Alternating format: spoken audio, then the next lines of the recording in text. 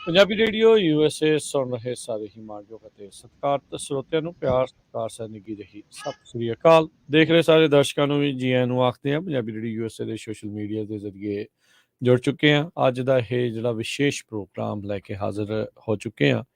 Technology ਦੀਆਂ ਗੱਲਾਂ ਬਾਤਾਂ ਕਰਾਂਗੇ। ਸਾਂਝੀ ਸਾਥ ਜਿਹੜਾ ਹਰ ਵਾਰੀ ਆਪਾਂ ਇਹ ਪ੍ਰੋਗਰਾਮ ਲੈ ਕੇ ਆਉਂਦੇ ਹਾਂ ਉਸ ਦੇ ਵਿੱਚ, ਅਤੇ ਪੰਜਾਬੀ ਦੇ ਵਿੱਚ ਟੈਕਨੋਲੋਜੀ ਦੇ ਬਾਰੇ ਗੱਲਬਾਤ, ਪੰਜਾਬੀ ਟੈਕਟਾਕ ਜਾਂ ਤੁਸੀਂ ਕਹਿ ਸਕਦੇ ਹਾਂ ਵੀ ਟੈਕਨੋਲੋਜੀ ਦੇ ਨਾਲ ਤੁਹਾਨੂੰ ਅਸੀਂ ਵਾਹ ਵਾਸਤਾ ਕਰਾ ਰਹੇ ਹਾਂ, ਅਪਡੇਟਸ ਜਿਹੜੀਆਂ ਉਹ ਕਰ ਰਹੇ ਹਾਂ। ਅਤੇ ਮੇਰੇ ਨਾਲ ਜੁੜ ਚੁੱਕੇ ਨੇ ਹਰਵਿੰਦਰ ਸਿੰਘ ਕੰਗ। ਹਰਵਿੰਦਰ ਜੀ, ਆਇਆਂ ਨੂੰ ਸਵਾਗਤ ਹੈ। ਸਤਿ ਸ਼੍ਰੀ ਅਕਾਲ ਜੀ।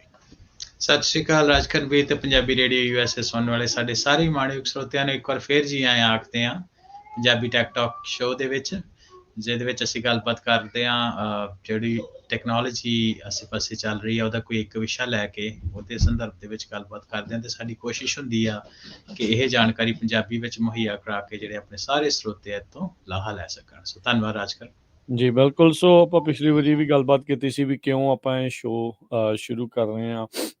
ਜ਼ਰੂਰਤ ਆ ਸਮੇਂ ਦੀ, ਜਿਹੜੀ ਇਹ ਮੰਗ ਆ ਵੀ ਆਪਾਂ ਇਸ ਦੇ ਨਾਲ ਜੁੜ ਕੇ ਜਿਹੜਾ ਉਹ ਚੱਲੀਏ। ਜੋ ਤਕਨੀਕ ਦੇ ਖੇਤਰ ਦੇ ਵਿੱਚ ਕਈ ਤਰੀਕੇ ਦੇ ਨਾਲ ਜਿਹੜੀਆਂ ਚੀਜ਼ਾਂ ਵੱਧ ਰਹੀਆਂ ਅਤੇ ਤੇਜ਼ੀ ਦੇ ਨਾਲ ਜਿਹੜੀਆਂ ਉਹ ਤਬਦੀਲ ਹੋ ਰਹੀਆਂ, ਆਪਾਂ ਉਸ ਦੇ ਨਾਲ ਵਾਹ ਵਾਸਤਾ ਦਿੰਦੇ ਰਹੀਏ।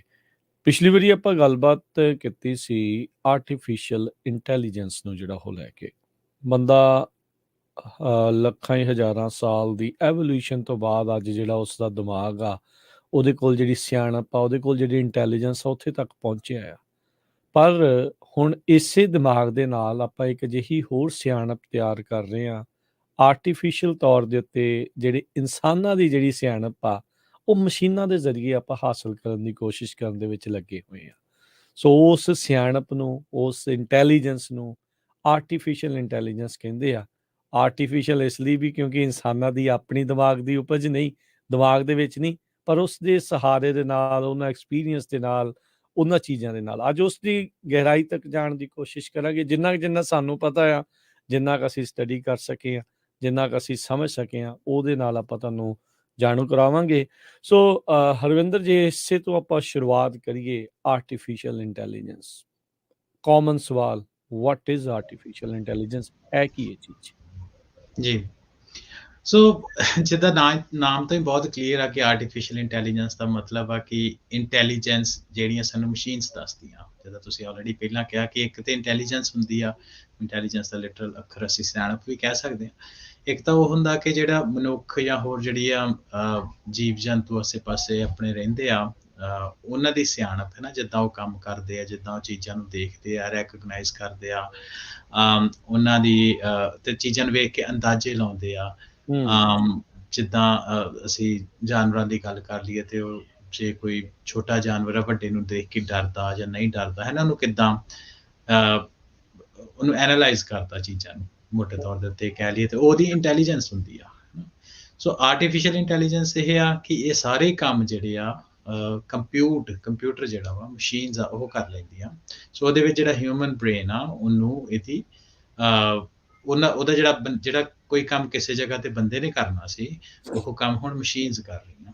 ਸੋ ਰਾਜਗਰ ਦੀ ਇਹਦਾ ਬੈਨੀਫਿਟ ਇਹ ਆ ਕਿ ਜਦੋਂ ਅਸੀਂ ਆਰਟੀਫਿਸ਼ੀਅਲ ਇੰਟੈਲੀਜੈਂਸ ਦੀ ਆਪਾਂ ਲੋੜ ਕਿਉਂ ਪਈ, ਕਿਉਂ ਇਸ ਪਾਸੇ ਨੂੰ ਲੋਕ ਜਾ ਰਹੇ ਜਾਂ ਡਿਵੈਲਪਮੈਂਟ ਕਿਉਂ ਹੋ ਰਹੀ, ਕਿਉਂਕਿ ਜੇ ਤੁਸੀਂ ਕਈ ਜਗ੍ਹਾ ਇਹੋ ਜਿਹੀਆਂ ਹੁੰਦੀਆਂ ਵਾ ਜਿੱਥੇ ਤੁਹਾਨੂੰ ਡਿਸੀਜਨ ਬਣਾਉਣ ਦੀ ਲੋੜ ਪੈਂਦੀ ਆ ਤੇ ਮਨੁੱਖ ਉੱਥੇ ਪਹੁੰਚ ਨਹੀਂ ਸਕਦੇ। ਜਿੱਦਾਂ ਤੁਸੀਂ ਸਾਇੰਸ ਤੇ ਰਿਸਰਚ ਦੀ ਗੱਲ ਕਰ ਲਓ ਕਿ ਕਈ ਜਗ੍ਹਾ ਹੁੰਦੀਆਂ ਜਿੱਦਾਂ ਤੁਸੀਂ ਥੱਲੇ ਕੇਵ ਵਿੱਚ ਜਾ ਕੇ ਹੈ ਨਾ, ਜਾਂ ਪਾਣੀ ਦੇ ਥੱਲੇ ਜਾ ਕੇ ਕੋਈ ਕੰਮ ਮਸ਼ੀਨਾਂ ਨੇ ਕਰਨਾ, ਫੈਸਲਾ ਲੈਣਾ ਹੈ ਉੱਥੇ, ਫੈਸਲਾ ਲੈਣਾ।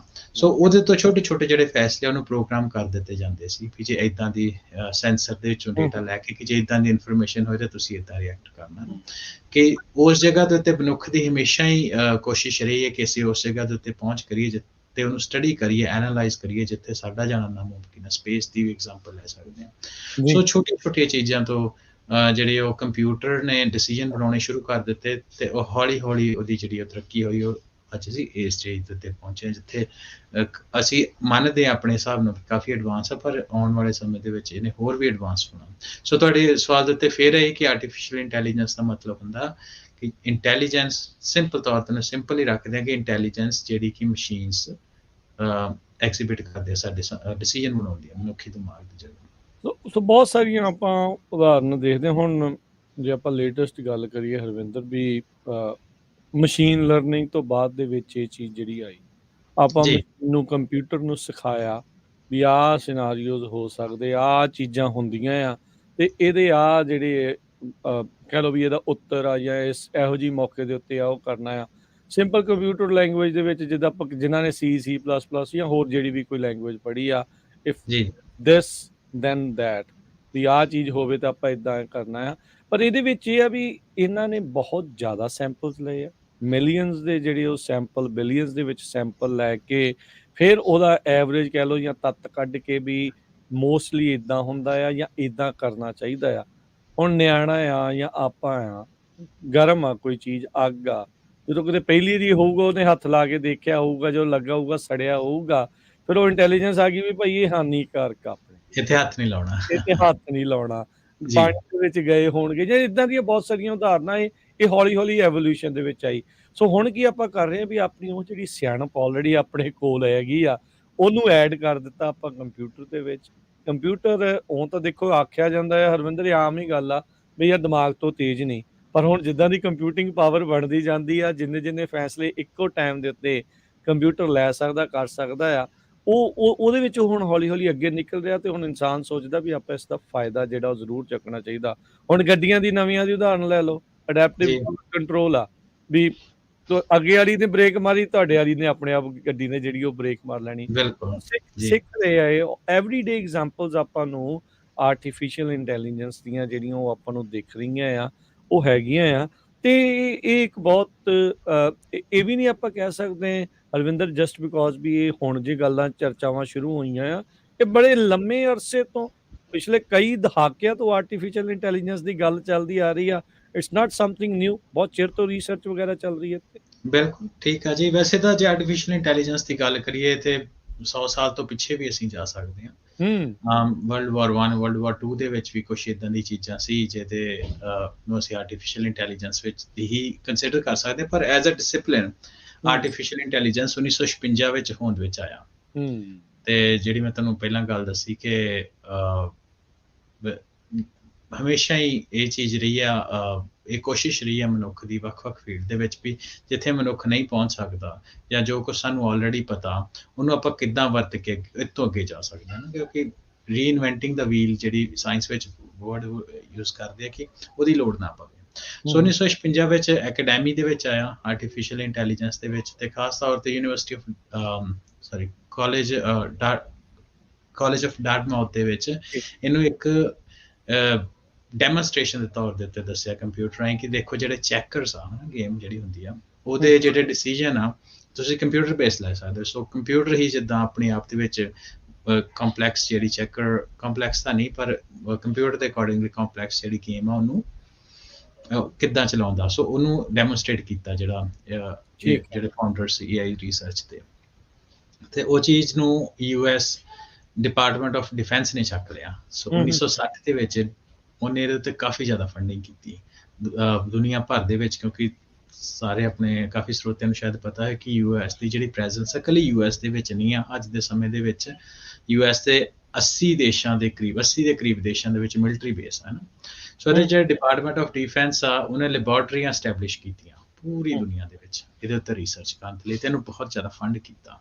ਸੋ ਉਹਦੇ ਕਰਕੇ ਜਿਹੜੀ ਪੰਜਾਬੀ 'ਚ ਕਹਿ ਲਓ ਵੀ ਜਿਹੜੀ ਗੱਡੀ ਆ ਆਰਟੀਫਿਸ਼ੀਅਲ ਇੰਟੈਲੀਜੈਂਸ ਦੀ ਰੜਕੀ ਕਾਫੀ ਚੰਗੇ ਤਰੀਕੇ ਦੇ ਨਾਲ 60-70 ਦੇ ਵਿੱਚ ਇਹਦਾ ਕਾਫੀ ਜਿਹੜਾ ਜ਼ੋਰ ਆ ਪਿਆ। ਤੁਸੀਂ ਦੇਖੋ ਪੁਰਾਣੀਆਂ 80s ਦੀਆਂ ਮੂਵੀਆਂ ਵੀ ਹਨਾ, ਉਹਦੇ ਵਿੱਚ ਇਹ ਦੱਸ ਦਿੰਦੇ ਕਿ ਕਾਰਾਂ ਆਟੋਮੈਟਿਕਲੀ ਚੱਲਣਗੇ, ਜੋ ਉਸ ਟਾਈਮ ਦੇ ਉੱਤੇ ਫੋਨ ਹੋਣਗੇ ਹੈਂਡ ਹੈਲਡ, ਉਹਨਾਂ ਦੀ ਸੈਂਸੇਸ਼ਨ ਕ੍ਰੀਏਟ ਕਰਨ ਦੇ ਲਈ ਉਦੋਂ ਮੂਵੀਆਂ ਬਣਾਈਆਂ। ਪਰ ਉਹ ਚੀਜ਼ਾਂ ਅੱਜ ਅਸੀਂ ਦੇਖ ਰਹੇ ਹਾਂ। ਉਹਦਾ ਕਾਰਨ ਇਹ ਸੀ ਕਿ 60-70 ਵਿੱਚ ਡਿਪਾਰਟਮੈਂਟ ਆਫ ਡਿਫੈਂਸ ਨੇ ਕਾਫੀ ਇਹਦੇ ਉੱਪਰ ਜ਼ੋਰ ਲਾਇਆ।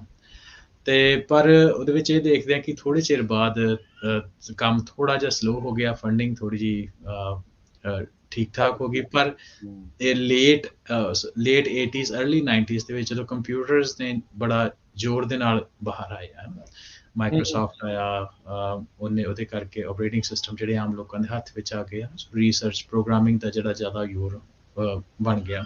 ਸੋ ਉਸ ਤੋਂ ਬਾਅਦ ਕੰਪਿਊਟਰ ਪਾਵਰ ਦੇ ਵਿੱਚ ਬਹੁਤ ਜ਼ੋਰ ਆ ਪਿਆ। ਕੰਪਿਊਟਰ ਪਾਵਰ ਦਾ ਮਤਲਬ ਕਿ ਕੰਪਿਊਟਰ ਜਿਹੜਾ ਤੁਹਾਡਾ ਕਿੰਨੀ ਕੈਲਕੂਲੇਸ਼ਨ ਕਰ ਲੈਂਦਾ। ਬਿਲਕੁਲ। ਸੋ ਉਹਦੇ ਉੱਤੇ ਕਾਫੀ ਜਿਹੜਾ ਪ੍ਰਾਈਵੇਟ ਹੱਥਾਂ ਦੇ ਵਿੱਚ ਆਇਆ, ਪ੍ਰਾਈਵੇਟ ਐਂਟੀਟੀਜ਼ ਇਹਦੇ ਵਿੱਚ ਆ ਗਈਆਂ ਹਨ। ਸੋ ਉਹਦੇ ਕਰਕੇ ਨਾਟ ਓਨਲੀ ਕਿ ਜਿਹੜੇ ਮਿਲਟਰੀ ਦੇ ਕੰਮਕਾਰ ਸੀ ਉਹਨਾਂ ਨੂੰ ਆਰਟੀਫਿਸ਼ੀਅਲ ਇੰਟੈਲੀਜੈਂਸ ਨੇ ਸੋਲਵ ਕਰਨੇ, ਪਰ ਜਿਹੜੀ ਆਮ ਰੋਜ਼ਮਰਾ ਦੀ ਚੀਜ਼ਾਂ ਸੀ, ਕੰਜ਼ਿਊਮਰ ਇਲੈਕਟ੍ਰੋਨਿਕਸ ਵੀ ਹੋ ਗਈ, ਉਹਦੇ ਵਿੱਚ ਵੀ ਜਿਹੜੀ ਕਿਉਂਕਿ ਪ੍ਰਾਈਵੇਟ ਕੰਪਨੀਆਂ ਦੀ ਆਮਦ ਕਰਕੇ ਉਹਨਾਂ ਕਾਫੀ ਰਿਸਰਚ ਕੀਤੀ ਆਰਟੀਫਿਸ਼ੀਅਲ ਇੰਟੈਲੀਜੈਂਸ ਦੇ ਵਿੱਚ। ਸੋ ਇਹਦੇ ਕਰਕੇ ਜਿਹੜੀ ਉਹਦੀ ਕਿਉਂਕਿ ਜ਼ਿਆਦਾ ਹੱਥ ਹੋ ਗਏ ਕੰਪਿਊਟਰ ਰਿਸਰਚ ਦੇ ਵਿੱਚ, ਆਰਟੀਫਿਸ਼ੀਅਲ ਇੰਟੈਲੀਜੈਂਸ ਰਿਸਰਚ ਦੇ ਵਿੱਚ, ਤੇ ਉਹਦੇ ਕਰਕੇ ਇੱਕਦਮ ਬੂਮ ਜਿਹਾ ਹੀ ਆਇਆ ਆਰਟੀਫਿਸ਼ੀਅਲ ਇੰਟੈਲੀਜੈਂਸ ਦਾ। ਤੇ ਪਿਛਲੇ 20 ਸਾਲਾਂ ਦੇ ਵਿੱਚ ਅਸੀਂ ਦੇਖਿਆ ਕਿ ਜਿਹੜੀ ਤਰੱਕੀ ਆ ਆਰਟੀਫਿਸ਼ੀਅਲ ਇੰਟੈਲੀਜੈਂਸ ਬਹੁਤ ਜ਼ਿਆਦਾ ਹੋਈ। ਚੈਟ ਜੀਪੀਟੀ ਦੀ ਵੀ ਆਉਣ ਵਾਲੇ ਸਮੇਂ ਦੇ ਵਿੱਚ ਅਸੀਂ ਗੱਲ ਕਰਾਂਗੇ, ਉਹ ਵੀ ਇੱਕ ਹਿੱਸਾ ਜਿਹਦੇ ਵਿੱਚ ਆਰਟੀਫਿਸ਼ੀਅਲ ਇੰਟੈਲੀਜੈਂਸ ਨੂੰ ਵਰਤਦਾ। ਤੇ ਗੂਗਲ ਮੈਪਸ ਆ ਉਹਦੇ ਅੱਗੇ ਕਿੱਥੇ ਟ੍ਰੈਫਿਕ ਹੈਗੀ, ਕਿੱਥੇ ਨਹੀਂ ਹੈਗੀ, ਰੀਅਲ ਟਾਈਮ ਡੇਟਾ ਵੀ ਬਹੁਤ ਅਵੇਲੇਬਲ ਹੋ ਗਿਆ। ਇਨਫਰਾਸਟ੍ਰਕਚਰ ਸਾਡੇ ਸਾਹਮਣੇ ਆ ਗਿਆ, ਆਮ ਲੋਕਾਂ ਤੱਕ ਇਨਫਰਾਸਟ੍ਰਕਚਰ ਪਹੁੰਚ ਗਈ ਜਿਹਦੇ ਬੇਸ ਤੇ ਕੰਪਿਊਟਰ ਡਿਸੀਜਨ ਬਣਾ ਸਕਦਾ ਸੀ। ਸੋ ਆਮ ਲੋਕੀ ਵੀ ਜਿਹਨੂੰ ਵਧੀਆ ਪ੍ਰੋਗਰਾਮਿੰਗ ਆਉਂਦੀ ਆ, ਉਹ ਵੀ ਅੱਜ ਦੇ ਟਾਈਮ ਦੇ ਵਿੱਚ ਕੋਈ ਨਾ ਕੋਈ ਇੱਦਾਂ ਦਾ ਸੌਫਟਵੇਅਰ ਬਣਾ ਸਕਦਾ ਜਿਹਦੀ ਜਿਹੜੀ ਪੈਕਿੰਗ ਆ ਅਸੀਂ ਆਰਟੀਫਿਸ਼ੀਅਲ ਇੰਟੈਲੀਜੈਂਸ ਬੇਸ ਕਹਿ ਸਕਦੇ ਹਾਂ, ਬੜੇ ਬੇਸਿਕ ਲੈਵਲ ਦੇ ਉੱਤੇ। ਬਿਲਕੁਲ ਜੀ ਹਰਵਿੰਦਰ, ਯਾਦ ਹੋਣਾ ਸਾਰਿਆਂ ਨੂੰ, ਜਾਂ ਆਪਾਂ ਦੱਸਦੇ ਹਾਂ 1950 ਦੇ ਵਿੱਚ ਐਲਨ ਟਿਊਰਿੰਗ ਇੱਕ ਜਿਹੜੇ ਸਾਇੰਸਦਾਨ ਕਹਿ ਸਕਦੇ ਹਾਂ, ਗੇਮ ਬਣਾਉਣ ਵਾਲੇ ਵੀ ਸੀ, ਇਸ ਦੇ ਵਿੱਚ ਕੰਮ ਕਰਦੇ ਸੀ। ਉਹਨਾਂ ਨੇ ਇੱਕ ਟਿਊਰਿੰਗ ਟੈਸਟ ਤਿਆਰ ਕੀਤਾ ਸੀਗਾ, ਜੀ ਇਸੇ ਚੀਜ਼ ਨੂੰ ਜਿਹੜਾ ਉਹ ਡਿਫਾਈਨ ਆਈ ਥਿੰਕ ਕਰਨ ਦੇ ਲਈ ਵੀ ਇਨਸਾਨ ਕਰ ਰਿਹਾ ਆ ਕਿ ਜਿਹੜੇ ਰੋਬੋਟਸ ਆ ਜਾਂ ਮਸ਼ੀਨ ਜਿਹੜੇ ਉਹ ਕਰ ਰਹੇ ਆ। ਅੱਜ ਵੀ ਆਪਾਂ ਬਹੁਤ ਸਾਰੀਆਂ ਵੈਬਸਾਈਟ ਦੇ ਉੱਤੇ ਜਾਂਦੇ ਆ ਤੇ ਕਹਿੰਦੇ ਵੀ ਟਿਕ ਕਰੋ, ਕਲਿੱਕ ਕਰੋ, ਵੀ ਮੇਕ ਸ਼ੋਰ ਕਰੋ ਵੀ ਤੁਸੀਂ ਰੋਬੋਟ ਨਹੀਂ ਆ, ਤੁਸੀਂ ਮਸ਼ੀਨ ਨਹੀਂ ਆ। ਪਰ ਮੇ ਵੀ ਆਉਣ ਵਾਲੇ ਸਮੇਂ ਦੇ ਵਿੱਚ ਇਹ ਜਿਹੜੀਆਂ AIs ਦੀਆਂ ਜਿਹੜੀਆਂ ਸਿਸਟਮਸ ਨੇ ਉਸ ਟੈਸਟ ਨੂੰ ਪਾਸ ਵੀ ਕਰ ਸਕਦੀਆਂ ਹੋਣ। ਬਹੁਤ ਕੁਝ ਜਿਹੜਾ ਉਹ ਚੱਲ ਰਿਹਾ। ਦੋ ਤਰੀਕੇ ਦੇ ਨਾਲ ਇਹ ਸਿਸਟਮ ਨੂੰ ਦੇਖਿਆ ਜਾਂਦਾ ਆ, ਹਿਊਮਨ ਅਪਰੋਚ ਤੇ ਇੱਕ ਆਈਡੀਅਲ ਅਪਰੋਚ ਆ। ਵੀ ਜੀ ਸਿਸਟਮ ਜਿਹੜੇ ਇਨਸਾਨਾਂ ਵਾਂਗੂ ਸੋਚਣ, ਇਨਸਾਨਾਂ ਵਾਂਗੂ ਐਕਟ ਕਰਨ, ਤੇ ਇੱਕ ਆਈਡੀਅਲ ਅਪਰੋਚ ਮੰਨੀ ਜਾਂਦੀ ਹੈ ਵੀ ਜਿਹੜੇ ਰੈਸ਼ਨਲੀ ਸੋਚਣ ਤੇ ਰੈਸ਼ਨਲੀ ਉਸ ਦੇ ਹਿਸਾਬ ਦੇ ਨਾਲ ਜਿਹੜਾ ਉਹ ਐਕਟ ਕਰਨ। ਸੋ ਇਹ ਜੀ ਆਰਟੀਫਿਸ਼ੀਅਲ ਇੰਟੈਲੀਜੈਂਸ ਦੇ ਵਿੱਚ ਵੀ ਬੜਾ ਵਾਸਟ ਇਸ ਟਾਈਮ ਅੱਗੇ ਜਿਹੜਾ ਆ ਉਹ ਕਹਿ ਲਓ ਵੀ ਸ਼ਾਖਾਵਾਂ ਜਿਹੜੀਆਂ ਅੱਗੇ ਤੋਂ ਅੱਗੇ ਜਿਹੜੀਆਂ ਉਹ ਤੁਰਦੀਆਂ ਜਾਂਦੀਆਂ ਆ। So weak AI, strong AI, deep learning, machine learning, ਬਹੁਤ ਸਾਰੀਆਂ ਚੀਜ਼ਾਂ ਇਸ ਟਾਈਮ ਨਾਲ ਦੇ ਨਾਲ ਚੱਲ ਰਹੀਆਂ ਆ। ਸਾਡੀ ਇਸ ਦੇ ਬਾਰੇ ਗੱਲਬਾਤ ਕਰਨ ਦਾ ਮਕਸਦ ਇਹ ਵੀ ਆ ਵੀ ਬਹੁਤ ਸਾਰੇ ਜਿਹੜੇ ਸੁਣ ਰਹੇ ਆ, ਜਿਹੜੇ ਦੇਖ ਰਹੇ ਆ, ਉਹਨਾਂ ਨੇ ਗਾਂ ਜਿਹੜਾ ਆਪਣੀ ਪੜ੍ਹਾਈ ਦਾ ਖੇਤਰ ਚੁਣਨਾ ਆ। ਉਹਨਾਂ ਨੇ ਮੇਜਰਸ ਜਿਹੜੇ ਉਹ ਚੁਣਨੇ ਆ। ਜਿਸ ਰਫਤਾਰ ਦੇ ਨਾਲ AI ਜਿਹੜੀ ਉਹ ਵੱਧ ਰਹੀ ਆ, ਇਹ ਸੋਚਣ ਵਾਲੀ ਚੀਜ਼ ਆ ਵੀ ਤੁਸੀਂ ਇਸ ਦੇ ਵਿੱਚ ਸਟੱਡੀ ਜਿਹੜੀ ਉਹ ਕਰ ਸਕਦੇ ਆ। ਨਾਲੇ ਤੁਹਾਨੂੰ ਇਸ ਦੇ ਬਾਰੇ ਪਤਾ ਰਹਿਣਾ ਚਾਹੀਦਾ ਆ, ਕਿਉਂਕਿ ਜਿੱਦਾਂ ਜਿੱਦਾਂ ਆਰਟੀਫਿਸ਼ੀਅਲ ਇੰਟੈਲੀਜੈਂਸ ਆਪਾਂ ਕਵਾਂਗੇ ਹਰਵਿੰਦਰ ਵੀ ਇਹ ਸਟਰੋਂਗ ਹੁੰਦੀ ਜਾਂਦੀ ਆ, ਤਾਂ ਬਹੁਤ ਸਾਰੀਆਂ ਜੌਬਸ ਤੇ ਬਹੁਤ ਸਾਰੀਆਂ ਚੀਜ਼ਾਂ ਦੇ ਉੱਤੇ ਵੀ ਇਸ ਦਾ ਜਿਹੜਾ ਉਹ ਅਸਰ ਪੈਣਾ ਹੈਗਾ। ਸੋ ਇਹ ਆਪਾਂ ਹਿਸਟਰੀ ਦੇ ਵਿੱਚ ਜਿੱਦਾਂ ਤੁਸੀਂ ਦੱਸਿਆ ਵੀ ਦੇਖੋ ਕਿੱਥੋਂ ਤੁਰੇ ਸੀਗੇ ਤੇ ਅੱਜ 2023 ਦੇ ਵਿੱਚ ਕਿੱਥੇ ਆਰਟੀਫਿਸ਼ੀਅਲ ਇੰਟੈਲੀਜੈਂਸ ਜਿਹੜੀ ਉਹ ਪਹੁੰਚ ਚੁੱਕੀ ਹੈਗੀ ਆ। ਸੋ ਤੁਹਾਡੇ ਹਿਸਾਬ ਦੇ ਨਾਲ ਜੇ ਤੁਸੀਂ ਦੱਸੋ ਵੀ ਕਿੱਦਾਂ ਦੀਆਂ ਜਿਹੜੀਆਂ ਇਹਦੀ ਲਰਨਿੰਗ ਕੈਪੇਬਿਲਿਟੀ, ਜੀ ਨੌਲੇਜ ਕੈਪੇਬਿਲਿਟੀਜ਼, ਉਹ ਜੀ ਕਿੱਦਾਂ ਅਪਰੋਚ ਜਿਹੜੀ ਇਹਨਾਂ ਦੀ ਇਹ ਹੁੰਦੀ ਆ? ਸੋ ਇੱਕ ਚੀਜ਼ ਉਹ ਤੋਂ ਪਹਿਲਾਂ ਮੈਂ ਇੱਕ ਚੀਜ਼ ਰਾਜਕਰਨ ਹੋਰ ਥੋੜਾ ਜਿਹਾ ਟੱਚ ਕਰਦਾ, ਉਹਦੇ ਨਾਲ ਕੰਟੈਕਸਟ ਬਣ ਜਾਂਦਾ। ਜਿਹੜੀ ਤੁਸੀਂ ਜੌਬਾਂ ਦੀ ਗੱਲ ਕੀਤੀ, 2017 ਦੇ ਵਿੱਚ ਇੱਕ ਸਰਵੇ ਆਇਆ ਸੀ, ਸਰਵੇ ਕੀਤਾ ਗਿਆ ਕਿ ਜਿਹੜੀ ਕੰਪਨੀਜ਼ ਆ ਉਹਦੇ ਵਿੱਚ ਆਰਟੀਫਿਸ਼ੀਅਲ ਇੰਟੈਲੀਜੈਂਸ ਦੀ ਕਿੱਥੋਂ ਤੱਕ ਉਹਨੂੰ ਕਿੰਨੀਆਂ ਕੰਪਨੀਆਂ ਯੂਜ਼ ਕਰਦੀਆਂ ਹਨ ਅਮਰੀਕਾ ਦੇ ਵਿੱਚ ਹੋਇਆ ਸੀ। ਉਹਦਾ ਜਿਹੜਾ ਸਿਰਲੇਖ ਸੀ, ਕੁਐਸਚਨ ਸੀ, ਉਹ ਹੈਗਾ ਸੀ those company who incorporated AI in some offering or process, ਵੀ ਉਹ ਆਪਣੀ ਕੰਪਨੀ ਨੂੰ ਚਲਾਉਣ ਲਈ ਕਿਸੇ ਨਾ ਕਿਸੇ ਤਰੀਕੇ ਆਰਟੀਫਿਸ਼ੀਅਲ ਇੰਟੈਲੀਜੈਂਸ ਨੂੰ ਵਰਤਦੇ ਜਾਂ ਨਹੀਂ ਵਰਤਦੇ। ਸੋ 2017 ਦੇ ਵਿੱਚ ਸਰਵੇ ਜਿਹੜਾ ਅੱਜ ਤੋਂ ਤਕਰੀਬਨ 6 ਸਾਲ ਪਹਿਲਾਂ ਹੋਇਆ ਸੀ, ਉਸ ਟਾਈਮ ਦੇ ਉੱਤੇ ਤਕਰੀਬਨ 20% 1 out of 5 ਕੰਪਨੀ ਨੇ ਕਿਹਾ ਸੀ ਕਿ ਅਸੀਂ ਆਰਟੀਫਿਸ਼ੀਅਲ ਇੰਟੈਲੀਜੈਂਸ ਨੂੰ 2017 ਚ ਕਿਸੇ ਨਾ ਕਿਸੇ ਤਰੀਕੇ ਵਰਤਦੇ ਹਾਂ। ਤੇ 2019 ਦੀ ਰਿਪੋਰਟ ਇਹ ਆ ਕਿ ਉਹ 50% ਹੋ ਗਿਆ, ਯਾਨੀ ਕਿ 40% ਹੈ ਨਾ। ਸੋ ਕਹਿਣ ਦਾ ਭਾਵ ਇਹ ਹੈ ਕਿ ਜਿੰਨੀ ਰਿਸਰਚ ਪਿਛਲੇ ਦਹਾਕਿਆਂ ਦੇ ਵਿੱਚ ਹੁੰਦੀ, ਹੁਣ ਉਹ ਜਿਹੜੀ ਇਨਕੋਰਪੋਰੇਸ਼ਨ ਆਰਟੀਫਿਸ਼ੀਅਲ ਇੰਟੈਲੀਜੈਂਸ ਦੀ ਦਹਾਕਿਆਂ ਦੇ ਵਿੱਚ ਹੁੰਦੀ ਸੀ, ਹੁਣ ਉਹ ਮੈਟਰ ਆਫ ਈਅਰਸ ਆ। ਸੋ ਇਹ ਜਿਹੜੀ ਪੈਨੀਟ੍ਰੇਸ਼ਨ ਆ ਜਾਂ ਆਪਣੇ ਕੰਮਾਂ ਦੇ ਵਿੱਚ ਆਰਟੀਫਿਸ਼ੀਅਲ ਇੰਟੈਲੀਜੈਂਸ ਆ, ਉਹ ਦਿਨੋਂ ਦਿਨ ਵਧਣੀ ਹੈ ਤੇ ਬੜੇ ਸਪੀਡ ਦੇ ਨਾਲ ਵਧਣੀ ਹੈ। ਸੋ ਇਹ ਬੜਾ ਇੰਪੋਰਟੈਂਟ ਪੁਆਇੰਟ ਆ, ਇਹਦੇ ਬਾਰੇ ਵੀ ਅਸੀਂ ਚਲੋ ਗੱਲ ਕਰਾਂਗੇ। ਪਰ ਜਿਹੜੇ ਤੁਸੀਂ ਸਵਾਲ ਕਿਹਾ ਕਿ ਆਰਟੀਫਿਸ਼ੀਅਲ ਇੰਟੈਲੀਜੈਂਸ ਨੂੰ ਦ ਗੋਲਸ ਕੀ ਹੈ ਨਾ ਉਹਦੇ, ਜਾਂ ਉਹਨੂੰ ਆਪਾਂ ਯੂਜ਼ਸ ਕਹਿ ਲਓ, ਗੋਲਸ ਕਹਿ ਲਓ ਵੀ ਕਿੱਦਾਂ ਕਾਹਦੇ ਲਈ ਵਰਤਦੇ ਹੋ। ਹੂੰ ਸੋ ਸਭ ਤੋਂ ਇੰਪੋਰਟੈਂਟ ਤੇ ਜਿਹੜਾ ਸਭ ਤੋਂ ਪਹਿਲਾਂ ਉਹ ਹੈਗਾ ਕਿ ਪ੍ਰੋਬਲਮ ਸੋਲਵਿੰਗ, ਜਿਹੜੀ ਸਾਡੀ ਐਜ਼ ਅ ਮਨੁੱਖ, ਜਿੱਦਾਂ ਆਪਾਂ ਪਹਿਲਾਂ ਗੱਲ ਕੀਤੀ ਕਿ ਸਾਡਾ ਇਹ ਰਿਹਾ ਕਿ ਜਿਹੜਾ ਸਾਨੂੰ ਕੰਮ ਆ ਹਨਾ, ਇਹਨੂੰ ਪ੍ਰੋਬਲਮ ਆ ਸਾਡੇ ਸਾਹਮਣੇ, ਇਹਨੂੰ ਸੋਲਵ ਕਿੱਦਾਂ ਕੀਤਾ ਜਾਏ ਤੇ ਸਾਡੇ ਲਈ ਇਹਨੂੰ ਐਫੀਸ਼ੀਐਂਟਲੀ ਸੋਲਵ ਕਰੇ ਤੇ ਘੱਟੋ ਘੱਟ ਸਾਧਨ ਵਰਤ ਕੇ। ਹੁਣ ਦੇਖੋ ਕੋਈ ਕੰਮ ਤੁਸੀਂ ਰਿਸਰਚਰ ਲਾਉਣੇ ਹੋ, ਪੁਰਾਣੇ ਟਾਈਮ ਦੇ ਉੱਤੇ ਅਸੀਂ ਡਰਾਫਟਿੰਗ ਕਰਦੇ ਹੁੰਦੇ ਸੀ, ਮੈਂ ਐਗਜ਼ਾਮਪਲ ਲੈਣਾ ਜਾਂ ਹੋਰ ਇਦਾਂ ਦੇ ਕੋਈ ਕੰਮ, ਉਹਦੇ ਲਈ ਕਿੰਨੇ ਵੱਡੀ ਇੱਕ ਟੀਮ ਚਾਹੀਦੀ ਸੀ ਹੈ ਨਾ, ਵੱਡਾ ਸਾਰਾ ਇੱਕ ਇਨਫਰਾਸਟਰਕਚਰ ਚਾਹੀਦਾ ਹੈ, ਕਿੰਨੇ ਪੇਪਰ ਚਾਹੀਦੇ ਸੀ, ਸਕੇਲ ਚਾਹੀਦੇ ਸੀ ਹੈ ਨਾ, ਨੌਲੇਜ ਚਾਹੀਦੀ ਸੀ। ਹੁਣ ਉਹ ਸਾਰੀ ਚੀਜ਼ਾਂ ਜਿਹੜੀਆਂ ਹੈਗੀਆਂ ਉਹਦੇ ਸੌਫਟਵੇਅਰ ਬਣ ਗਿਆ ਤੇ ਪ੍ਰੋਬਲਮ ਹੈ ਨਾ, ਉਹ ਜਿਹੜਾ ਕੰਮ ਜਿਹਨੂੰ 10-12 ਇੰਜੀਨੀਅਰ ਡਰਾਫਟਰ ਇਕੱਠੇ ਹੋ ਕੇ ਕਰਦੇ ਸੀ, ਤੁਹਾਡਾ ਇੱਕ ਸੌਫਟਵੇਅਰ ਹੁਣ ਕਰ ਦਿੰਦਾ। ਰਾਈਟ, ਸੋ ਪ੍ਰੋਬਲਮ ਸੋਲਵਿੰਗ ਦੇ ਲਈ ਇਹਨੂੰ ਵਰਤਿਆ ਜਾਂਦਾ। ਹੋਰ ਵੀ ਬੜੇ ਤਰੀਕੇ ਆ ਹੈ ਨਾ, ਮਿਲਟਰੀ ਐਪਲੀਕੇਸ਼ਨ, ਕੰਜ਼ਿਊਮਰ ਤੋਂ ਬਾਅਦ ਵੀ ਚਲੇ ਜਾਈਏ, ਹੋਰ ਕਮਰਸ਼ੀਅਲ ਇਹਦਾ ਬਹੁਤ ਵਰਤੋਂ ਹੁੰਦੀ ਆ। ਦੂਸਰੀ ਚੀਜ਼ ਹੈ ਕਿ ਨੌਲੇਜ ਰਿਪਰੈਜ਼ੈਂਟੇਸ਼ਨ। ਜੀ, ਨੌਲੇਜ ਰਿਪਰੈਜ਼ੈਂਟੇਸ਼ਨ ਹੈਗਾ ਕਿ ਕਿੰਨੀ ਜਿਹੜੀ ਨੌਲੇਜ ਆ, ਮੰਨ ਲਓ ਕਿ ਕੋਈ ਬੱਚਾ ਹੈ ਨਾ, ਅਸੀਂ ਸਕੂਲਾਂ 'ਚ ਜਾਂਦੇ, ਉੱਥੋਂ ਪੜ੍ਹਦੇ ਹਾਂ ਸਾਰੀ ਚੀਜ਼ਾਂ, ਪੜ੍ਹ ਕੇ ਤੇ ਉਹਨੂੰ ਅੱਗੇ ਅਸੀਂ ਲਾਈਫ ਦੇ ਵਿੱਚ ਇੰਪਲੀਮੈਂਟ ਕਰਦੇ ਹਾਂ। ਹੁਣ ਰਿਪਰੈਜ਼ੈਂਟੇਸ਼ਨ ਵਿੱਚ ਕੀ ਹੈ ਕਿ ਜਿਹੜੀ ਨੌਲੇਜ ਆ ਉਹਨੂੰ ਸਟੋਰ ਕੀਤਾ ਹੁੰਦਾ ਇਨ ਦੀ ਫਾਰਮ ਆਫ ਕੋਡ, ਹੈ ਨਾ, ਵੀ ਜਿਹੜੇ ਕੋਈ ਮੈਂ ਐਗਜ਼ਾਮਪਲ ਹੀ ਰਹਿ ਰਿਹਾ ਤਾਂ ਕਿ ਜਿਹੜੀ ਇਹ ਐਕਸਪਲੇਨ ਹੋ ਜਾਏ ਕਿ ਅੱਜ ਜਿੱਦਾਂ ਤੁਸੀਂ ਪਹਿਲਾਂ ਗੱਲ ਕੀਤੀ ਵੀ ਆਹ ਗਰਮ ਆ, ਇਹਦਾ ਮਤਲਬ ਇਹਦੇ ਲਾਗੇ ਅਸੀਂ ਨਹੀਂ ਜਾਣਾ, ਇਹਨੂੰ ਹੱਥ ਹੈ ਨਾ, ਉਹ ਚੀਜ਼ ਆਲਰੇਡੀ ਸਿਸਟਮ ਦੇ ਵਿੱਚ ਉਹਨਾਂ ਫੀਡ ਕੀਤੀ ਹੋਈ ਆ।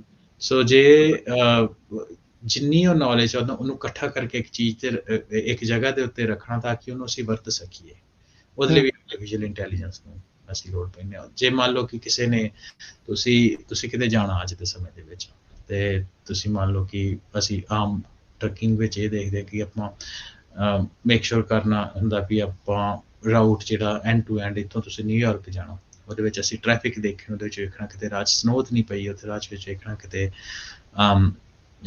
ਸੜਕ ਤੇ ਨਹੀਂ ਟੁੱਟੀ ਜਾਂ ਕੋਈ ਹੋਰ ਕੁਛ ਵੀ ਆ, ਤਾਂ ਕਿ ਅਸੀਂ ਜਿਹੜਾ ਰਾਹ ਵਾ ਉਹ ਬਦਲ ਲਈਏ ਜਾਂ ਕੋਈ ਹੋਰ ਜਾਂ ਨਾ ਜਾਈ ਜਾਂ ਲੇਟ ਚਲੇ ਜਾਈਏ, ਹਨਾ, ਕੁਛ ਏਦਾਂ ਦੀ ਚੀਜ਼ਾਂ। ਉਹ ਸਾਰੀ ਜਿਹੜੀ ਨੌਲੇਜ ਇਕੱਠੀ ਕਰਕੇ ਇੱਕ ਜਗ੍ਹਾ ਦੇ ਉੱਤੇ ਰੱਖਣੀ, ਤੇ ਉਹ ਲਾਈਵ, ਸਭ ਤੋਂ ਵੱਡੀ ਅੱਜ ਦੇ ਸਮੇਂ ਦੀ ਗੱਲ ਇਹ ਹੈ ਕਿ ਉਹ ਇਨਫੋਰਮੇਸ਼ਨ ਜਿਹੜੀ ਬੜੀ ਲਾਈਵ ਹੁੰਦੀ ਹੈ, ਪਰ ਫਿਰ ਵੀ ਨੌਲੇਜ ਆ, ਉਹਦੇ ਲਈ ਵੀ ਆਰਟੀਫੀਸ਼ੀਅਲ ਇੰਟੈਲੀਜੈਂਸ ਨੂੰ ਵਰਤ ਸਕਦੇ ਹਾਂ। ਅਗਲਾ ਇਹਦਾ ਬੜਾ ਹਿੱਸਾ ਵੱਡਾ ਹੈਗਾ ਉਹਦਾ ਲਰਨਿੰਗ, ਕਿ ਜੋ ਚੀਜ਼ਾਂ ਨੂੰ ਤੁਸੀਂ ਲਰਨ ਕਰੀ ਜਾਂਦੇ ਹੋ ਉਹਦੇ ਤੋਂ ਤੁਸੀਂ ਚੀਜ਼ਾਂ ਡਰਾਈਵ ਕਰੀ ਜਾਂਦੇ ਹੋ। ਪੁਰਾਣੇ ਸਮੇਂ ਦੇ ਵਿੱਚ ਸੋ ਲਰਨਿੰਗ ਇੱਥੇ ਹਰਵਿੰਦਰ ਸਰਮਾ ਵਿੱਚ ਟੋਕਦਾ ਵੀ ਲਰਨਿੰਗ ਇਨਸਾਨ ਲਰਨ ਕਰ ਰਿਹਾ ਕਿ ਮਸ਼ੀਨ ਲਰਨ ਕਰ ਰਿਹਾ? ਇਹ ਸਾਰੀਆਂ ਇਨਸਾਨ ਜੋ ਲਰਨ ਕਰ ਰਿਹਾ ਜਾਂ ਜੋ ਮਸ਼ੀਨਾਂ ਰਾਹੀਂ ਇਨਸਾਨ ਲਰਨ ਕਰ ਰਿਹਾ, ਇਹ ਇੰਪੋਰਟੈਂਟ ਫੰਡਾਮੈਂਟਲ ਆ ਕਿ ਇੱਕ ਇਨਸਾਨ ਲਰਨ ਕਰ ਰਿਹਾ, ਜਿੱਦਾਂ ਤੁਸੀਂ ਗੱਲਾਂ ਸਾਰੀਆਂ ਕੀਤੀਆਂ। ਦੂਸਰੀ ਚੀਜ਼ ਹੈ ਕਿ ਮਸ਼ੀਨ ਦੇ ਥਰੂ ਵੀ ਇਨਸਾਨ ਲਰਨ ਕਰ ਰਿਹਾ। ਅਸੀਂ ਵੈਦਰ ਦੀ ਐਗਜ਼ਾਮਪਲ ਲੈ ਲੈਂਦੇ ਹਾਂ, ਹੈ ਨਾ, ਵੈਦਰ ਨੂੰ ਅਸੀਂ ਕਿੱਦਾਂ ਪ੍ਰੈਡਿਕਟ ਕਰਦੇ ਹਾਂ, ਉਹਦੇ ਕੁਝ ਪੈਰਾਮੀਟਰ ਹੁੰਦੇ ਆ ਕਿ ਇਸ ਸਮੇਂ ਦੇ ਉੱਤੇ ਗਰਮੀ ਕਿੰਨੀ ਆ, ਹਵਾ ਦਾ ਪ੍ਰੈਸ਼ਰ ਕੀ ਆ, ਹੈ ਨਾ, ਸਾਰੀਆਂ ਚੀਜ਼ਾਂ ਅਸੀਂ ਓਵਰ ਦਾ ਟਾਈਮ ਲਰਨ ਕਰ ਰਹੇ ਕਿ ਜਦੋਂ ਪ੍ਰੈਸ਼ਰ ਇੱਕ ਜਗ੍ਹਾ ਦੇ ਉੱਤੇ ਘੱਟ ਆ, ਦੂਸਰੀ ਜਗ੍ਹਾ ਦੇ ਉੱਤੇ ਹੈ ਨਾ ਟੈਂਪਰੇਚਰ ਐਟਮੋਸਫੇਰਿਕ ਪ੍ਰੈਸ਼ਰ ਜ਼ਿਆਦਾ, ਘੱਟ ਵਾਲੀ ਜਗ੍ਹਾ ਵੱਲ ਹਵਾ ਵਗ ਗਈ, ਤੇ ਉਹ ਕਿੰਨਾ ਵੱਧ ਕਿੰਨਾ ਘੱਟ ਆ ਉਹ ਡਿਫਾਈਨ ਕਰੇਗਾ ਕਿੰਨੀ ਜ਼ੋਰ ਦੇ ਨਾਲ ਹਵਾ ਵੱਧਦੀ, in addition to other parameters. So ਇਹ ਚੀਜ਼ ਅਸੀਂ ਲਰਨ ਕਰ ਲਈ, ਅਸੀਂ ਮਸ਼ੀਨ ਦੇ ਵਿੱਚ ਫੀਡ ਕਰ ਲਈ। ਹੁਣ ਆਟੋਮੇਟਿਡ ਮਾਡਲ ਸਾਡੇ ਸਾਹਮਣੇ ਆ, ਮਾਡਲਿੰਗ ਹੋ ਜਾਂਦੀ ਉਸ ਚੀਜ਼ ਦੀ, ਜੇ ਤੁਸੀਂ ਪ੍ਰੈਡਿਕਟ ਕਰ ਲੈਂਦੇ ਕਿ ਆਉਣ ਵਾਲੇ ਟਾਈਮ ਦੇ ਵਿੱਚ ਇੱਥੇ ਬੱਦਲ ਆਊਗਾ ਜਾਂ ਇੱਥੇ ਹੁਣ ਠੰਡ ਹੋਏਗੀ, ਹੈ ਨਾ। ਸੋ ਇਹ ਸਾਰੀਆਂ ਚੀਜ਼ਾਂ ਲਰਨਿੰਗ ਦੇ ਵਿੱਚ ਆ ਜਾਂਦੀਆਂ। ਅਗਲੀ ਮੈਂ ਇਹ ਐਗਜ਼ਾਮਪਲਾਂ ਹੋਰ ਵੀ ਕਾਫੀ ਫੀਲਡ ਦੇ ਵਿੱਚ ਆ ਜਾਂਦੀਆਂ ਰਾਜਕਰਨ, ਪਰ ਮੈਂ ਕਿਉਂਕਿ ਬੜੀਆਂ ਬੇਸਿਕ ਜਿਹੀ ਐਗਜ਼ਾਮਪਲ ਇਸ ਲਈ ਲੈ ਰਿਹਾ ਕਿਉਂਕਿ ਸਾਡੇ ਸਰੋਤੇ ਇਸ ਚੀਜ਼ ਨੂੰ ਸਮਝ ਜਾਣ। ਅਗੇਨ ਅਸੀਂ ਰੀਟੇਲ ਰੋਜ਼ਮਰਾ ਦੀ ਜ਼ਿੰਦਗੀ ਦੀ ਅਸੀਂ ਗੱਲਾਂ ਬਾਤਾਂ ਕਰਦੇ ਹਾਂ।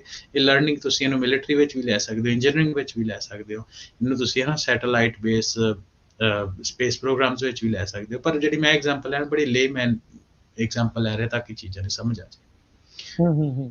ਸੋ ਅਗਲੀ ਜਿਹੜੀ ਬੜੀ ਇੰਪੋਰਟੈਂਟ ਹੈ ਕਿ ਨੈਚੁਰਲ ਲੈਂਗੁਏਜ ਪ੍ਰੋਸੈਸਿੰਗ। ਅਸੀਂ ਉਹਨੂੰ ਦੇਖਦੇ ਹਾਂ, ਤੁਸੀਂ ਵਟਸਐਪ ਦੇ ਉੱਤੇ ਕਿਸੇ ਨੂੰ ਕਈ ਵਾਰ ਹੈ ਨਾ ਨੋਟ ਭੇਜਦੇ ਹੋ ਜਾਂ ਟੀਵੀ ਉੱਤੇ ਚੱਲ ਰਿਹਾ ਹੁੰਦਾ, ਤੁਸੀਂ ਏਅਰਪੋਰਟ ਦਾ ਅੱਜ ਕੱਲ੍ਹ ਬੜਾ ਕਾਮਨ ਆ, ਟੀਵੀ ਚੱਲ ਰਿਹਾ ਹੁੰਦਾ, ਆਵਾਜ਼ ਉਹਦੀ ਆਉਂਦੀ ਨਹੀਂ ਆ, ਥੱਲੇ ਜਿਹੜੀ ਆ ਕ੍ਰੀਏਟ ਕਰਕੇ ਹੈ ਨਾ ਵਰਡਸ ਲੱਗ ਜਾਂਦੇ, ਪਤਾ ਕੈਪਸ਼ਨਿੰਗ ਕਹਿੰਦੇ ਜਿਹਨੂੰ, ਰੀਅਲ ਟਾਈਮ ਉਹ ਹੁੰਦੀ ਲੈਂਗੁਏਜ ਪ੍ਰੋਸੈਸਿੰਗ, ਹੈ ਨਾ। ਸੋ ਉਹਦੇ ਵਿੱਚ ਵੀ ਆਰਟੀਫਿਸ਼ੀਅਲ ਇੰਟੈਲੀਜੈਂਸ ਨੂੰ ਵਰਤਿਆ ਜਾਂਦਾ, ਤੇ ਉਹ ਅਸੀਂ ਅੱਜ ਕੱਲ ਇਹ ਕਿੰਨੀਆਂ ਐਪਸ ਹੈਗੀਆਂ ਜਿਹਦੇ ਵਿੱਚ ਤੁਸੀਂ ਬੋਲਦੇ ਹੋ ਕਿਸੇ ਚੀਜ਼ ਨੂੰ ਤੇ ਉਹਦਾ ਟੈਕਸਟ ਬਣ ਜਾਂਦਾ ਹੈ ਨਾ। ਸਪੀਕ ਰੈਕੋਗਨਾਈਜ਼ ਜਿਹੜਾ ਉਹ ਉਹਨਾਂ ਨੇ ਕਰਨਾ, ਤੁਹਾਡੀ ਕਿੱਦਾਂ ਬੋਲ ਰਹੇ ਆ ਉਸ ਨੂੰ ਰੈਕੋਗਨਾਈਜ਼ ਕਰਨਾ। ਇਹ ਤਾਂ ਹੁਣ ਕਾਮਨ ਐਗਜ਼ਾਮਪਲ ਆ, ਵੱਡੀਆਂ ਕੰਪਨੀਆਂ ਦੇ ਜਿੰਨੇ ਵੀ ਆਪਾਂ ਕਾਲ ਕਰਦੇ ਆ ਕਸਟਮਰ ਕੇਅਰ ਨੂੰ, ਮੋਸਟਲੀ ਅੱਗੇ ਆਪਾਂ ਨੂੰ ਇਦਾਂ ਦਾ ਬੋਟ ਹੀ ਮਿਲਦਾ ਆ ਵੀ ਤੁਸੀਂ ਆ ਬੋਲੋ, ਵੀ ਯੈਸ ਬੋਲੋ, ਨਾ ਬੋਲੋ, ਆਪਣਾ ਅਕਾਊਂਟ ਨੰਬਰ ਬੋਲੋ। That's example of artificial intelligence. ਉਹ ਤੁਹਾਡੀ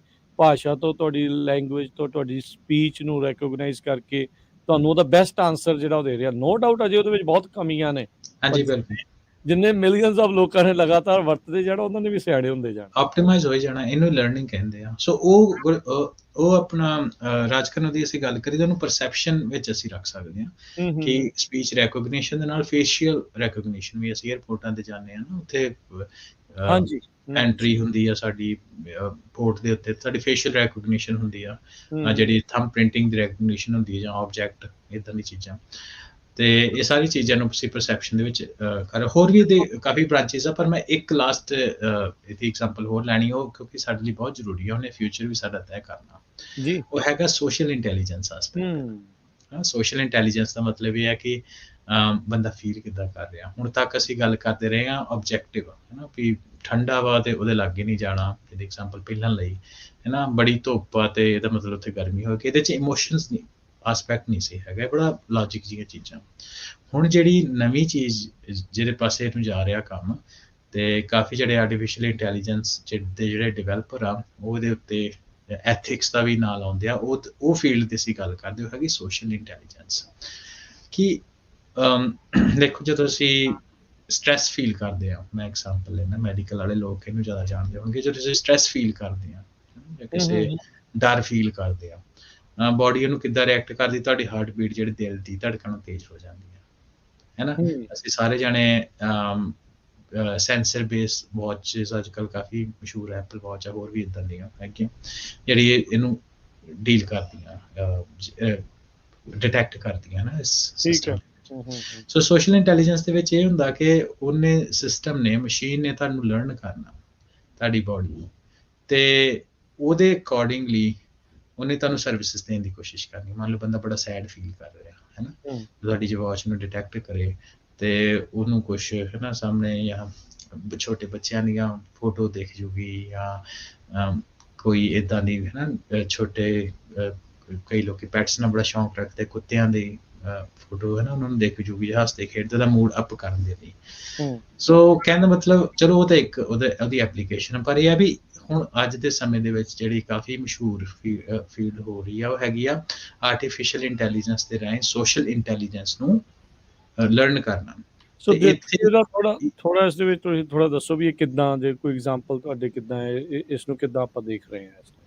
ਹਾਂਜੀ, ਸੋ ਇਹ ਦੇਖੋ, ਇਹਦਾ ਜਿੱਦਾਂ ਮੈਂ ਤੁਹਾਨੂੰ ਪਹਿਲਾਂ ਦੱਸਿਆ ਕਿ ਹੁਣ ਤੱਕ ਜਿਹੜੀ ਜਿਹੜੀ ਆਰਟੀਫਿਸ਼ੀਅਲ ਇੰਟੈਲੀਜੈਂਸ ਬੜੀ ਲੌਜਿਕ ਰਹੀ ਆ। ਜਿਹੜੇ ਫੀਲਡ ਦੇ ਵਿੱਚ ਅਸੀਂ ਹੁਣ ਜਾ ਰਹੇ ਹਾਂ, ਉਹ ਇਹ ਆ ਕਿ ਸੋਸ਼ਲੀ ਬੰਦਾ ਜਿਹੜਾ ਉਹਨੂੰ ਕਿੱਦਾਂ ਫੀਲ ਕਰ ਰਿਹਾ, ਤੇ ਉਹਦੇ ਉੱਤੋਂ ਜਿਹੜੇ ਓਪਰਚੁਨਿਟੀਜ਼ ਵੀ ਹੋ ਸਕਦੀਆਂ, ਤੇ ਉਹਨੂੰ ਐਥੀਕਲ ਤਰੀਕੇ ਦੇ ਨਾਲ ਸਾਡੇ ਲਈ ਉਹ ਲਾਹੇਵੰਦ ਵੀ ਹੋ ਸਕਦੀ। ਜਿਵੇਂ ਮੈਂ ਪਹਿਲਾਂ ਐਗਜ਼ਾਮਪਲ ਦਿੱਤੀ, ਬੰਦਾ ਬੜਾ ਸਟ੍ਰੈਸ ਫੀਲ ਕਰ ਰਿਹਾ, ਜਾਂ ਹੈ ਨਾ, ਇਮੋਸ਼ਨ ਉਹਦੇ ਜਿਹੜਾ ਹੈਗਾ ਉਹ ਬੜਾ ਡਾਊਨ ਚੱਲ ਰਿਹਾ।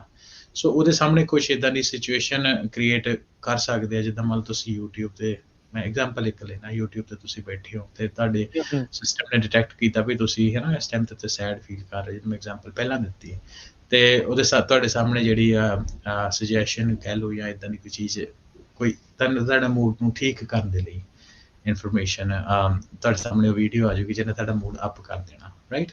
ਸੋ ਇੱਦਾਂ, ਪਰ ਇਹਨੂੰ ਤੁਸੀਂ ਨੈਗੇਟਿਵ ਤਰੀਕੇ ਦੇ ਨਾਲ ਵੀ ਅਸੀਂ ਦੇਖੀਏ, ਇਹਦਾ ਨੁਕਸਾਨ ਕਿੱਥੇ ਹੋ ਸਕਦਾ? ਨੁਕਸਾਨ ਇੱਦਾਂ ਦਾ ਹੋ ਸਕਦਾ ਕਿ ਇਹਦੇ ਨਾਲ ਜਦੋਂ ਕੋਈ ਮੈਸੇਜ ਕ੍ਰੋਸ ਕਰਦੇ ਆ ਤੁਸੀਂ, ਹੈ ਨਾ, ਉਹਨੂੰ ਇੱਕ ਪਰਟੀਕੂਲਰ ਕਮਿਊਨਿਟੀ ਜਾਂ ਇੱਕ ਪਰਟੀਕੂਲਰ ਤਰ੍ਹਾਂ ਦੇ ਲੋਕ ਉਸ ਮੈਸੇਜ ਨੂੰ ਕਿੱਦਾਂ ਰਿਐਕਟ ਕਰਦੇ ਆ, ਹੈ ਨਾ, ਇਹ ਤੁਸੀਂ ਲਰਨ ਕਰ ਲੈਣਾ। ਸੋ ਕਹਿਣ ਦਾ ਮਤਲਬ, ਜਿਹੜੇ ਟੌਪ ਦੇ ਉੱਤੇ ਲੋਕ ਬੈਠੇ, ਜਿਹੜੇ ਮੈਸੇਜ ਨੂੰ ਕੰਟਰੋਲ ਕਰਨਾ ਸੋਸ਼ਲ ਇੰਟੈਲੀਜੈਂਸ ਦੇ ਰਾਹੀਂ, using data from artificial intelligence, ਆਉਣ ਵਾਲੇ ਸਮੇਂ ਦੇ ਵਿੱਚ ਕਿੱਦਾਂ ਹੋ ਜਾਊਗਾ। ਤਾਂ ਇਹ ਕਰਕੇ ਅਸੀਂ ਬਾਰ-ਬਾਰ ਕਹਿੰਦੇ ਹਾਂ ਨਾ ਕਿ ਅੱਜ ਦੇ ਦਿਨ ਵੀ ਅਸੀਂ ਪੰਜਾਬ ਦੇ ਨਾਲ ਦੀਆਂ ਕਾਫੀ ਖਬਰਾਂ ਸੋਸ਼ਲ ਮੀਡੀਆ ਦੇ ਉੱਤੇ ਦੇਖਦੇ ਹਾਂ। ਉਹਨੂੰ ਸੱਚ ਇੱਦਾਂ ਨਹੀਂ ਮੰਨ ਲੈਣਾ ਚਾਹੀਦਾ। ਉਹਦੇ ਪਿੱਛੇ ਬਹੁਤ ਲੋਕੀ ਬੈਠੇ ਹੁੰਦੇ ਜਿਹੜੇ ਉਹਨੂੰ ਮੈਟਰ ਨੂੰ ਕਿਸੇ ਤਰ੍ਹਾਂ ਨਾਲ ਟਵਿਸਟ ਦੇਣਾ ਹੁੰਦਾ, ਮੈਨੂਪੂਲੇਟ ਕਰਦੇ ਆ। Manipulation. So basically social intelligence ਤੇ ਇੱਕ ਅੱਖਰ ਆ, ਪਰ ਸੋਸ਼ਲ ਇੰਟੈਲੀਜੈਂਸ ਦਾ ਜਿਹੜਾ ਡੇਟਾ ਵਾ ਆਰਟੀਫਿਸ਼ੀਅਲ ਇੰਟੈਲੀਜੈਂਸ ਨੇ ਇਹਨੂੰ ਰੀਡ ਕਰਨਾ, ਉਹਦੀ ਮੈਨੀਪੂਲੇਸ਼ਨ ਹੋਣ ਦੇ ਜਿਹੜੇ ਚਾਂਸਸ ਆ ਉਹ ਵੀ ਬਹੁਤ ਜ਼ਿਆਦਾ ਵੱਧ ਜਾਂਦੇ ਆ। ਸੋ ਇਹ ਨਵੀਂ ਫੀਲਡ ਆ ਸਾਡੇ ਸਾਰਿਆਂ ਦੇ ਲਈ। ਆਰਟੀਫਿਸ਼ੀਅਲ ਇੰਟੈਲੀਜੈਂਸ ਦੀ ਜਦੋਂ ਵੀ ਗੱਲ ਆਉਂਦੀ ਆ ਹਰਵਿੰਦਰ, ਐਥਿਕਸ ਦੀ ਗੱਲ ਨਾਲ ਆਉਂਦੀ ਆ, ਜੀ ਬਿਲਕੁਲ ਕਿੱਦਾਂ ਇਹਨੂੰ ਵਰਤਣਾ, ਕਿਵੇਂ ਆ। ਅੱਜ ਆਪਾਂ ਦੇਖ ਰਹੇ ਹਾਂ ਵੀ ਬਹੁਤ ਸਾਰੇ ਜਿਹੜੇ ਟੈਕਨੋਲੋਜੀ ਦੇ ਵਿੱਚ ਲੀਡਰਸ ਮੰਨੇ ਜਾਂਦੇ, ਈਲਨ ਮਸਕ ਦੇ ਨਾਲ ਹੋਰ ਬਥੇਰੇ ਜਾਣੇ ਆ, ਉਹ ਇਸ ਨੂੰ ਇੱਕ ਖਤਰਾ ਵੀ ਦੇਖ ਰਹੇ ਆ, ਕਿੱਦਾਂ ਵਰਤਣੀ ਆ। ਆਪਾਂ ਸਾਈਫਾਈ ਮੂਵੀਜ਼ ਦੇ ਵਿੱਚ ਦੇਖਿਆ ਵੀ ਰੋਬੋਟਸ ਰੋਗ ਹੋ ਜਾਂਦੇ ਆ, ਕਹੇ ਤੋਂ ਬਾਹਰ ਹੋ ਜਾਂਦੇ ਆ ਆਰਟੀਫਿਸ਼ੀਅਲ ਜੀ ਇੰਟੈਲੀਜੈਂਸ। ਇਹ ਖਤਰਾ ਜਤਾਉਂਦੇ ਆ ਵੀ ਇਹ ਚੀਜ਼ ਆਰਟੀਫਿਸ਼ੀਅਲ ਇੰਟੈਲੀਜੈਂਸ ਦੇ ਨਾਲ ਹੋ ਸਕਦੀ ਆ। ਈਲਨ ਮਸਕ ਤਾਂ ਇੱਥੋਂ ਤੱਕ ਵੀ ਕਹਿੰਦਾ ਆ, ਚਲੋ ਜਸਟ ਬਿਕੋਜ਼ ਈਲਨ ਮਸਕ ਕਹਿ ਰਿਹਾ ਇਹ ਨਹੀਂ ਆ ਵੀ ਉਹ ਸੱਚ ਆ, ਪਰ ਉਹ ਟੈਕਨੋਲੋਜੀ ਦੇ ਨਾਲ ਉਹਦਾ ਵਾਹ ਵਾਸਤਾ ਹੈਗਾ, ਪਰ ਉਹ ਕਹਿੰਦਾ ਆ ਵੀ ਨਿਊਕਸ ਦੇ ਨਾਲੋਂ ਵੀ ਇੱਕ ਖਤਰਨਾਕ ਚੀਜ਼ ਹੋ ਸਕਦੀ ਆ, ਬੜੀ ਜਲਦੀ ਇਹ ਹਿਊਮੈਨਿਟੀ ਨੂੰ ਪਿੱਛੇ ਪਛਾੜ ਜਿਹੜੀ ਹੋ ਸਕਦੀ ਆ। ਸੋ ਇਹ ਐਥਿਕਸ ਦਾ ਬਹੁਤ ਇਸ ਦੇ ਵਿੱਚ ਰੌਲਾ, ਕਿੱਦਾਂ ਵਰਤਣਾ, ਕੌਣ ਵਰਤੂਗਾ, ਕਿਵੇਂ। ਫੇਸ਼ੀਅਲ ਰੈਕੋਗਨਾਈਜੇਸ਼ਨ ਦੀ ਆਪਾਂ ਗੱਲ ਕਰਦੇ ਹਾਂ, ਹੈ ਆਰਟੀਫਿਸ਼ੀਅਲ ਇੰਟੈਲੀਜੈਂਸ ਦਾ ਹਿੱਸਾ, ਪਰ ਉਹਨੂੰ ਵਰਤ ਕੌਣ ਰਿਹਾ, ਕਿੱਦਾਂ ਵਰਤ ਰਿਹਾ, ਕੀ ਕਿਸੇ ਇੱਕ ਖਾਸ ਆਧਾਰਿਤ ਲੋਕਾਂ ਦੇ ਉਲਟ ਵਰਤਿਆ ਜਾਊਗਾ ਜਾਂ ਇੱਕ ਰੇਸ ਦੇ ਉਲਟ ਵਰਤਿਆ ਜਾਊਗਾ। ਬਹੁਤ ਸਾਰੇ ਸਵਾਲ ਨੇ ਐਥਿਕਸ ਨੂੰ ਲੈ ਕੇ, ਕਿੱਥੇ ਖੜੀ ਹੈ ਤੇ ਟੈਕਨੋਲੋਜੀ ਦੀ ਦੁਨੀਆ। ਸੋ ਇਹਨੂੰ ਨਾ ਆਪਾਂ 2-3 ਹਿੱਸਿਆਂ ਵਿੱਚ ਰੀਅਲ ਟਾਈਮ ਐਗਜ਼ਾਮਪਲ ਦੇ ਨਾਲ ਡਿਸਕਸ ਕਰਦੇ ਆ, ਫਿਰ ਈਲਨ ਮਸਕ ਵਾਲੀ ਜਿਹੜੀ ਗੱਲ ਆ, ਤੇ ਫਿਰ ਜੋ ਮੇਰੀ ਜਿਹੜੀ ਰੀਡ ਹੈ ਈਲਨ ਮਸਕ ਦੀ, ਉਹਦੇ ਬਾਰੇ ਅਸੀਂ ਤੀਸਰੇ ਪੁਆਇੰਟ 'ਚ ਗੱਲ ਕਰਾਂਗੇ। ਫੇਸ਼ੀਅਲ ਰੈਕੋਗਨੀਸ਼ਨ ਦੀ ਗੱਲ ਕਰਦੇ ਹਾਂ, ਤੇ ਮੈਨੂੰ ਅੱਜ ਤੋਂ 1 ਦਹਾਕੇ ਪਹਿਲਾਂ ਚੀਨ ਜਾਣ ਦਾ ਬਹੁਤ ਮੌਕਾ ਮਿਲਿਆ। ਠੀਕ ਹੈ, ਬਹੁਤ ਸਮਾਂ ਚਾਈਨਾ ਦੇ ਵਿੱਚ ਰਿਹਾ, ਤੇ ਉਹਦੇ ਵਿੱਚ ਅੱਜ ਤੋਂ 10 ਸਾਲ ਪਹਿਲਾਂ ਹੀ, ਕਿਉਂਕਿ ਦੇਖਿਆ ਚਾਈਨਾ ਦੀ ਐਗਜ਼ਾਮਪਲ ਇਸ ਲਈ ਵੀ ਅਸੀਂ ਲੈ ਸਕਦੇ ਕਿਉਂਕਿ ਜਿਹੜੀ ਚਾਈਨਾ ਦੀ ਟੈਕਨੋਲੋਜੀ ਆ ਬਾਕੀ ਦੇਸ਼ਾਂ ਨਾਲੋਂ ਥੋੜ੍ਹੀ ਜਿਹੀ ਡਿਫਰੈਂਟ ਆ। ਉਹਦਾ ਕਾਰਨ ਇਹ ਹੈ ਕਿ ਚਾਈਨਾ ਜਿਹੜਾ ਉਹ ਡੈਮੋਕ੍ਰੇਸੀ ਨਹੀਂ ਹੈਗਾ। ਚਲੋ ਡੈਮੋਕ੍ਰੇਸੀ ਵਿੱਚ ਵੀ ਬਹੁਤ ਇੱਦਾਂ ਦੀਆਂ ਚੀਜ਼ਾਂ ਚੱਲਦੀਆਂ, ਪਰ ਥੋੜ੍ਹਾ ਜਿਹਾ ਫਿਰ ਵੀ ਉਹਨਾਂ ਨੂੰ ਇੱਕ ਪਬਲਿਕ ਦਾ ਡਰ ਰਹਿੰਦਾ।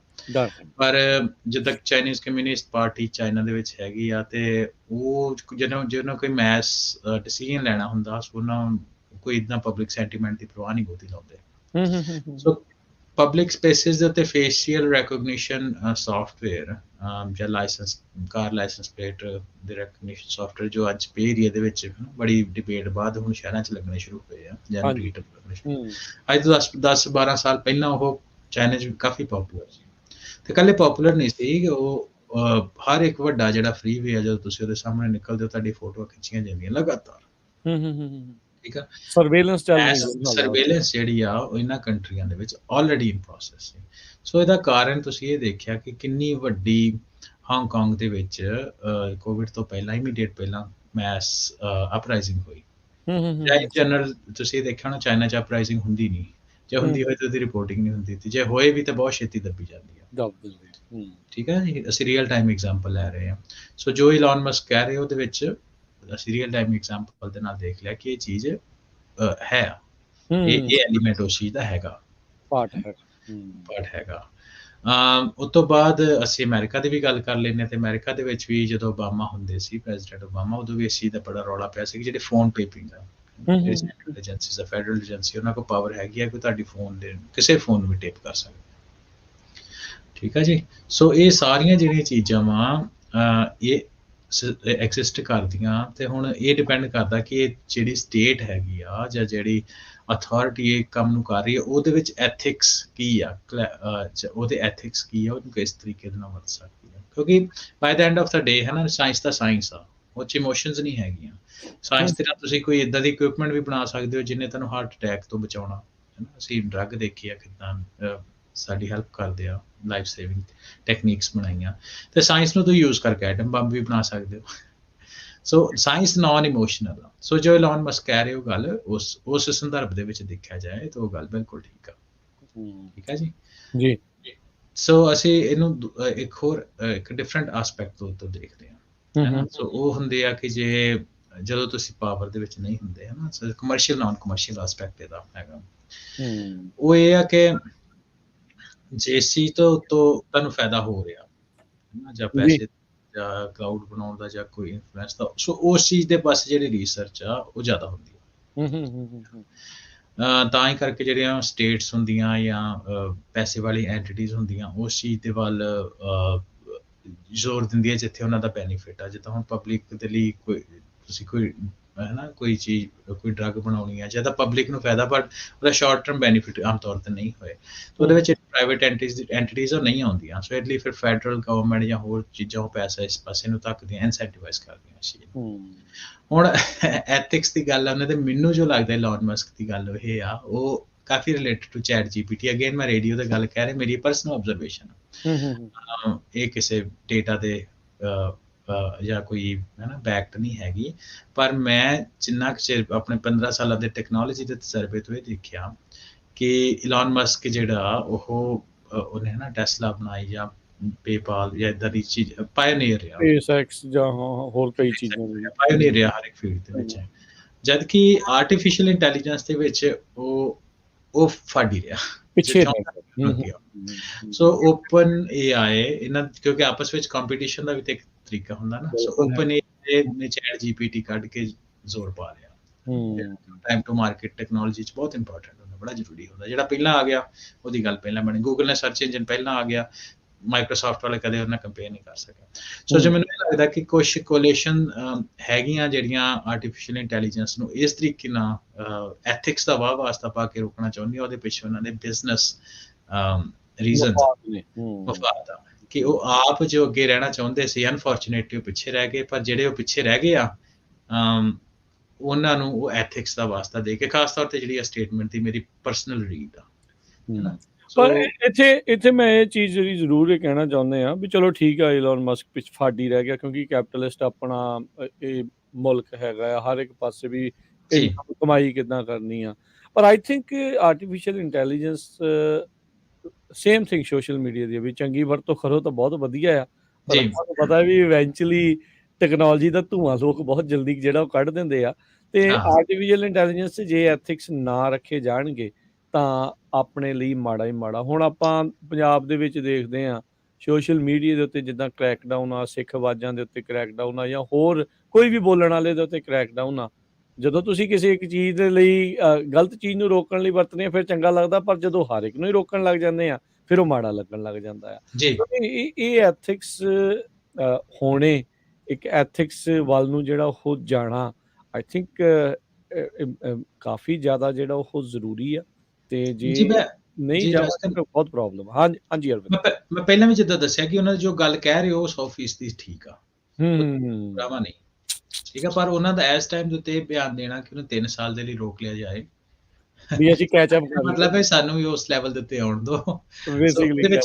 ਹਾਂ, ਸੋ ਮੇਰੀ ਨਿੱਜੀ ਆਬਜ਼ਰਵੇਸ਼ਨ ਉਹਦੇ 'ਚ ਇਹ ਸੀ ਕਿ ਟੈਕਨੋਲੋਜੀ ਦੇ ਵਿੱਚ ਮੈਂ ਇੱਦਾਂ ਦੇਖਿਆ ਕਿ ਕੰਪੀਟੀਸ਼ਨ ਨੂੰ ਮਾਰਨ ਦੇ ਲਈ ਕਈ ਵਾਰ ਪਬਲਿਕ ਓਪੀਨੀਅਨ ਦੀ ਵੀ ਵਰਤੋਂ ਕੀਤੀ ਜਾਂਦੀ, ਉਹਨਾਂ ਨੂੰ ਡਰਾਇਆ ਜਾਂਦਾ ਹੈ ਨਾ।